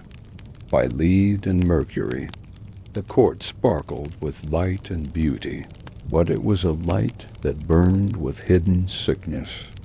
The dangers were known, though often dismissed. Physicians warned of the poisonous effects of lead, noting its impact on the skin and body. Some writers mocked women for painting their faces, calling them hypocrites or accusing them of hiding their true selves. But the social demand for whiteness was stronger than reason. To appear without powder was to risk being called coarse or unfashionable. Women who abandoned the mask risked ridicule or exclusion from courtly life. For many, the choice was between slow poisoning and social ruin. Most chose poison. The rituals of applying powder were elaborate. Women sat before mirrors as servants ground powders and mixed pastes. Brushes and cloths were used to layer the ceruse evenly, covering the face with careful strokes. Rouge was added to the cheeks, creating a contrast of red against white. The lips were painted bright, the eyes darkened, the entire face transformed into a canvas of idealized beauty. When complete, the transformation was striking. The woman in the mirror looked luminous, flawless, ethereal. But beneath the powder, the skin burned, the blood thickened with lead, the body slowly collapsed. The irony was cruel. The powders meant to preserve youth hastened aging. The mask of white cracked, revealing sores and decay beneath. The cosmetics meant to project vitality delivered death. Women spent fortunes on perfumes, powders, and rouges, not realizing that their wealth was buying poison disguised as beauty. Portraits immortalized them as visions of elegance, but their bodies told a darker story. Behind every painted queen and powdered courtier lay a tale of sickness hidden under silk and lace dot by the 18th century. The dangers of lead were better understood, and alternatives were sought. Rice powder became popular, a safer if less effective substitute. Some used starches or natural chalk, but the lure of ceruse persisted, especially among those desperate to hide blemishes or scars. Even as women collapsed from illness, the demand for whiteness kept the practice alive. It was not until the 19th century, with growing medical awareness and changing fashions, that the mask of lead finally began to fade. Pale skin remained prized, but sunlight, healthier diets, and safer cosmetics offered new paths to achieve it. Legacy of ceruse is written in history's portraits and poems. The pale faces of queens, noblewomen, and courtiers gaze out from paintings, admired for their elegance, their whiteness, their perfection. Yet behind the paint lies the truth. Their beauty was a mask, crafted with poison, maintained with suffering, and worn until death. The mask of lead is one of history's cruelest ironies, a cosmetic that promised eternal youth but delivered decay. To imagine a Renaissance noblewoman sitting by candlelight as her maid paints her face white. To picture Her entering a ball, her pallor admired by all. To see her later in her chamber, vomiting blood, her teeth blackened, her skin raw beneath the powder, is to understand the true cost of beauty in this age. The mask of lead was not merely makeup. It was a sentence one accepted willingly, in exchange for admiration. And so the story of white skin and deadly powders belongs firmly in the dark side of ancient beauty. The pursuit of pallor, praised in art and song, was achieved through poison. The whiteness admired by lovers and poets was the sheen of death itself, painted daily onto living flesh. Behind every flawless face of history lies the same haunting truth. Beauty was a mask, and the mask was made of lead. For much of European history, beauty was measured not only by the face, but by the shape of the body. The silhouette of a woman was a declaration of status, refinement, and desirability. And no garment shaped the body more dramatically than the corset. For centuries, corsets cinched waists, lifted busts, and sculpted figures into the narrow, hourglass form that society idealized. Portraits of noble women and photographs of 19th century ladies show impossibly small waists, dresses that flowed outward like inverted bells, and postures that projected elegance and control. Yet beneath the silk and lace was an instrument of restriction, one that altered breathing, deformed bones, and sometimes even took lives. The corset was both a fashion icon and a silent killer. The origins of the corset can be traced back to the late Middle Ages and Renaissance. Early versions, often called stays, were stiffened bodices designed to flatten the torso and provide structure to the gown. Over time, the goal shifted from flattening to shaping.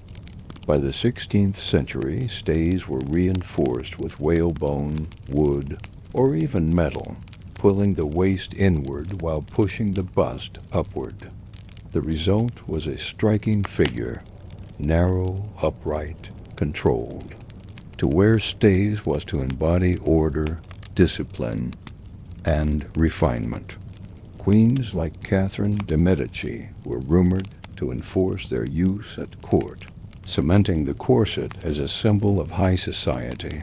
But the corset of the Renaissance was only the beginning. By the 18th and 19th centuries, the garment had evolved into an instrument of extreme body modification. The Victorian corset, laced tightly at the back, created the coveted hourglass silhouette. Waists of 18 inches or less were celebrated as the pinnacle of beauty.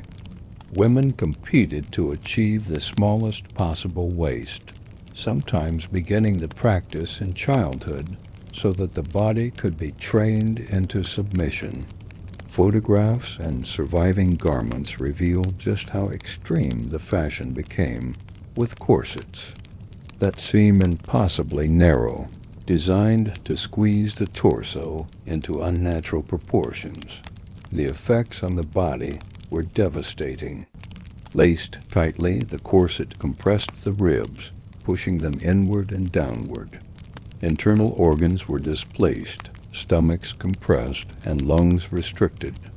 Women found it difficult to breathe, often fainting at balls or gatherings, a phenomenon romanticized as delicate weakness, but in truth the direct result of suffocation. Doctors of the era warned of tight lacing, noting its impact on digestion, circulation, and reproductive health. Yet these warnings were often ignored. The beauty of the silhouette outweighed the risks. A woman who fainted in her corset was not seen as unhealthy, but as refined. Her fragility was part of her allure. Beyond fainting, the corset caused long-term damage. X-rays of women who wore corsets for decades reveal warped rib cages, organs displaced permanently, and spines bent unnaturally. Some suffered prolapsed organs or collapsed lungs. Childbirth became more difficult for women whose bodies had been compressed for years. And yet, despite the suffering, corsets remained mandatory for any woman wishing to move in polite society. To appear without one was considered indecent, almost scandalous. The corset was not simply a fashion item. It was a cage of social expectation. Men, too, were occasionally drawn into the corset's embrace. Aristocrats and dandies of the 18th and 19th centuries sometimes wore corsets to achieve a slim figure beneath their coats. Soldiers and horsemen used them for posture and support, but it was women who bore the brunt of the cultural obsession. Entire wardrobes were designed around the corset's shape. Dresses flared outward into vast skirts, emphasizing the narrow waist, while busts were elevated high, creating dramatic contrasts. To abandon the corset was to abandon fashion itself. Allure of the corset was tied deeply to eroticism. The narrow waist, the lifted bust, the swaying gait, all were fetishized by men and reinforced by art, literature, and culture. A tightly laced woman was both an object of admiration and desire, her very fragility seen as seductive. Lovers spoke of waists that could be spanned with two hands, of silhouettes that defied nature. But what was admired outwardly was inwardly destructive. The beauty was achieved by crushing bone and flesh into submission, by sacrificing comfort and health for the approval of others. The daily ritual of corsetry was itself an ordeal. Women rose each morning to be laced into their garments, often by servants or family members. The laces were pulled tight, sometimes so tight that women gasped for breath, clinging to furniture for support. Throughout the day, the corset dictated posture and movement. Sitting required perfect uprightness. Bending was nearly impossible. Eating was restricted, as the stomach had little room to expand. Yet women adapted, internalizing the restrictions until they seemed natural. The corset was not merely worn, it was endured. Criticism of the corset existed throughout its history. Physicians published warnings, reformers railed against its dangers, and women's rights advocates denounced it as a symbol of oppression. In the 19th century, dress reform movements sought looser clothing, promoting health over fashion. Yet these movements were slow to take hold. Society's demand for the hourglass figure was too strong. Even women who understood the risks often felt powerless to resist, trapped by expectations of beauty and respectability.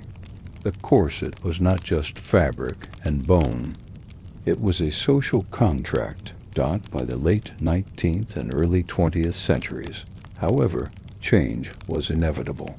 The rise of women's independence, coupled with new fashions and health concerns, began to loosen the corset's grip. Designers experimented with alternative garments like the brassiere, which offered support without extreme compression. Sports and physical activity became more acceptable for women, requiring looser clothing. The First World War accelerated the shift, as women took on new roles in factories and offices, abandoning restrictive garments out of necessity. By the 1920s, the corset had largely fallen out of fashion, replaced by looser, more natural silhouettes. Yet the shadow of the corset lingers. Modern shapewear, waist trainers, and body sculpting garments echo its legacy, promising slimmer figures and smoother lines. Social media has revived the image of the cinched waist, sparking debates about body modification and beauty standards. The corset's history reminds us that the pursuit of the perfect body has always carried costs. Often hidden beneath fabric and lace dot, to picture a Victorian ballroom is to see rows of women, their waists impossibly small, their gowns shimmering. In candlelight, admirers marvel at their elegance, unaware or unwilling to admit that behind the glamour are crushed ribs, strained lungs, and women teetering on the edge of collapse. To imagine the daily tightening of laces, the silent endurance of pain, the long nights spent gasping for breath, is to confront the darker truth behind the beauty. The corset was more than fashion. It was a symbol of control, discipline, and conformity, one that literally reshaped the female body to fit an artificial ideal. It promised elegance, but delivered suffering. It projected beauty, but concealed pain. It gave society the silhouette it demanded, while taking from women the comfort and health they deserved. And so, the story of the corset belongs firmly in the dark side of beauty's history. Beneath the silk and embroidery, beneath the admiration of poets and lovers, lay crushed bones and displaced organs. The hourglass figure, immortalized in art and memory, was forged in pain. The corset was both a crown and a cage, and women wore it for centuries, their beauty measured in inches, their suffering hidden beneath the mask of fashion. The story of beauty is not just about powders, perfumes, corsets, and wigs. It is about human desire, the relentless pursuit of admiration, status, and perfection. Across centuries, people have risked their comfort, their health, even their lives to embody the ideals their societies demanded. From the painted faces of ancient Egypt to the lead masks of Renaissance Europe, from the bound feet of China to the cinched waists of Victorian England, beauty has often been written in pain. And though fashions have changed, the legacy of these deadly practices still lingers, shaping how we think about appearance today. To look back at history is to see a haunting pattern. Beauty has rarely been harmless. Consider the women of the Renaissance, their faces painted with ceruse, lead poisoning creeping into their bloodstreams. They smiled in portraits, radiant with pallor, even as their bodies weakened beneath the mask. Or the Victorian ladies whose waists measured mere inches, their rib cages compressed, lungs gasping for breath, fainting in candlelit ballrooms while admirers praised their elegance. Or the nobles who strutted in powdered wigs, inhaling arsenic and mercury, scratching at lice beneath perfumed curls, all for the sake of fashion. In each case, the performance of beauty was a triumph of appearance over reality, of image over health. What drove people to such extremes? Part of the answer lies in status.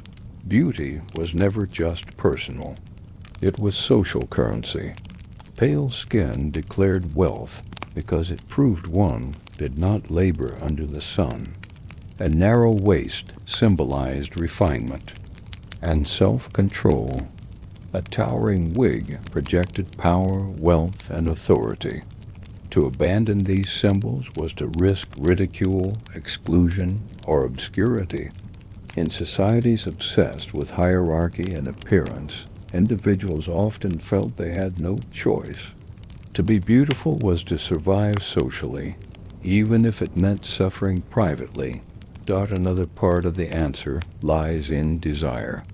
Human beings have always longed to transcend the ordinary, to appear extraordinary. Beauty promised transformation, the chance to be admired, desired, even immortalized in art and memory. For that promise, many were willing to endure pain. The lead-based powder that ate away at skin also gave a luminous glow. The corset that crushed ribs also created a silhouette admired by poets and lovers. The towering wig that attracted lice also crowned one with elegance.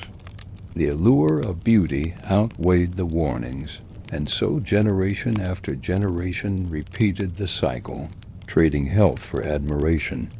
But history also reveals the cruelty hidden in beauty standards. These ideals were rarely chosen freely. Women, in particular, were bound by expectations enforced by culture, family, and society. A noble woman who refused to paint her face risked being mocked as unfashionable. A young bride who refused a corset risked being seen as coarse. A courtier without a wig might be dismissed as unworthy of high company. The tools of beauty were not just voluntary ornaments. They were obligations enforced by the silent but powerful rules of society. And so individuals endured pain not only for themselves but to meet the demands of others. This is the true dark side of beauty, not only that it caused suffering, but that it demanded it. The history of cosmetics and fashion is a history of control, of bodies shaped, painted, poisoned, and constrained to fit ideals. It is also a history of irony. The very tools meant to preserve youth hastened aging. The powders meant to brighten skin darkened it with disease. The corsets meant to project vitality left women fainting and weak. The wigs meant to crown nobles. With glory stank of rot and vermin. Beauty, so often celebrated as life, was too often entwined with decay. Yet for all the pain, people did not stop. Even as physicians warned of lead poisoning, women continued to powder their faces. Even as reformers denounced corsets, young girls were laced into them. Even as satirists mocked towering wigs, men and women wore them proudly. The cycle reveals something deeper. Beauty is not just about the body. It is about identity. To appear beautiful was to be recognized, to be valued, to be part of the story of one's age. To abandon beauty was to risk invisibility. And so the sacrifices continued, each generation layering its own mask of pain upon the past. What, then, does this legacy teach us today? Modern beauty standards may no longer require lead powder or whalebone corsets, but the echoes are undeniable. Cosmetic surgeries, extreme diets, chemical treatments, and body-shaping garments all carry risks. Social media amplifies the pressure, projecting perfected images that drive people to pursue impossible ideals. The technology has changed, but the underlying drive remains the same, to endure discomfort, even harm for the sake of beauty. History warns us that the costs are real, that beneath the glamorous images may lie pain and suffering as old as civilization itself. The persistence of this pattern forces us to ask difficult questions. Why do we continue to value beauty so highly, even when it brings harm? Why do societies enforce ideals that punish the body, that demand conformity over comfort? And perhaps most haunting of all, have we truly learned from the past, or are we repeating it in new disguises? The lead powders and corsets may be gone, but the spirit of their sacrifice lives on in the countless ways people still reshape themselves to fit expectations. Yet there is also hope in the legacy. History has shown that change is possible. The corset, once unbreakable, gave way to looser fashions, Lead powders eventually disappeared as awareness grew. Wigs lost their dominance, replaced by simpler styles. Reform movements, driven by those who dared to resist, reshaped beauty standards in healthier directions. If the past reveals suffering, it also reveals resilience. People have always questioned, mocked, and challenged the extremes of beauty. And through those challenges, society has slowly, painfully, moved forward. To imagine the end of this story, picture a gallery of portraits across the centuries. The painted queens, their faces masked in white. The noble ladies, their waists, and possibly narrow. The courtiers, their wigs towering above them. They gaze out at us, elegant and perfect, yet we now see what they could not admit. We see the powders eating away at their skin, the corsets crushing their lungs, the wigs crawling with lice. We see the suffering hidden behind the brushstrokes. And as we see it, we recognize a truth that echoes to this day. Beauty has always had a price. The dark side of ancient beauty is not just history. It is a mirror. It reflects the dangers of chasing perfection, the costs of social pressure, the fragility of appearance. It warns us that beneath every glamorous image may lie pain, and it invites us to ask, will we continue to repeat this pattern, or will we learn to value beauty without demanding suffering? The answer lies not in the past, but in the choices we make today. And so the story ends where it began, with a reminder that behind the glittering masks of history lies a shadow.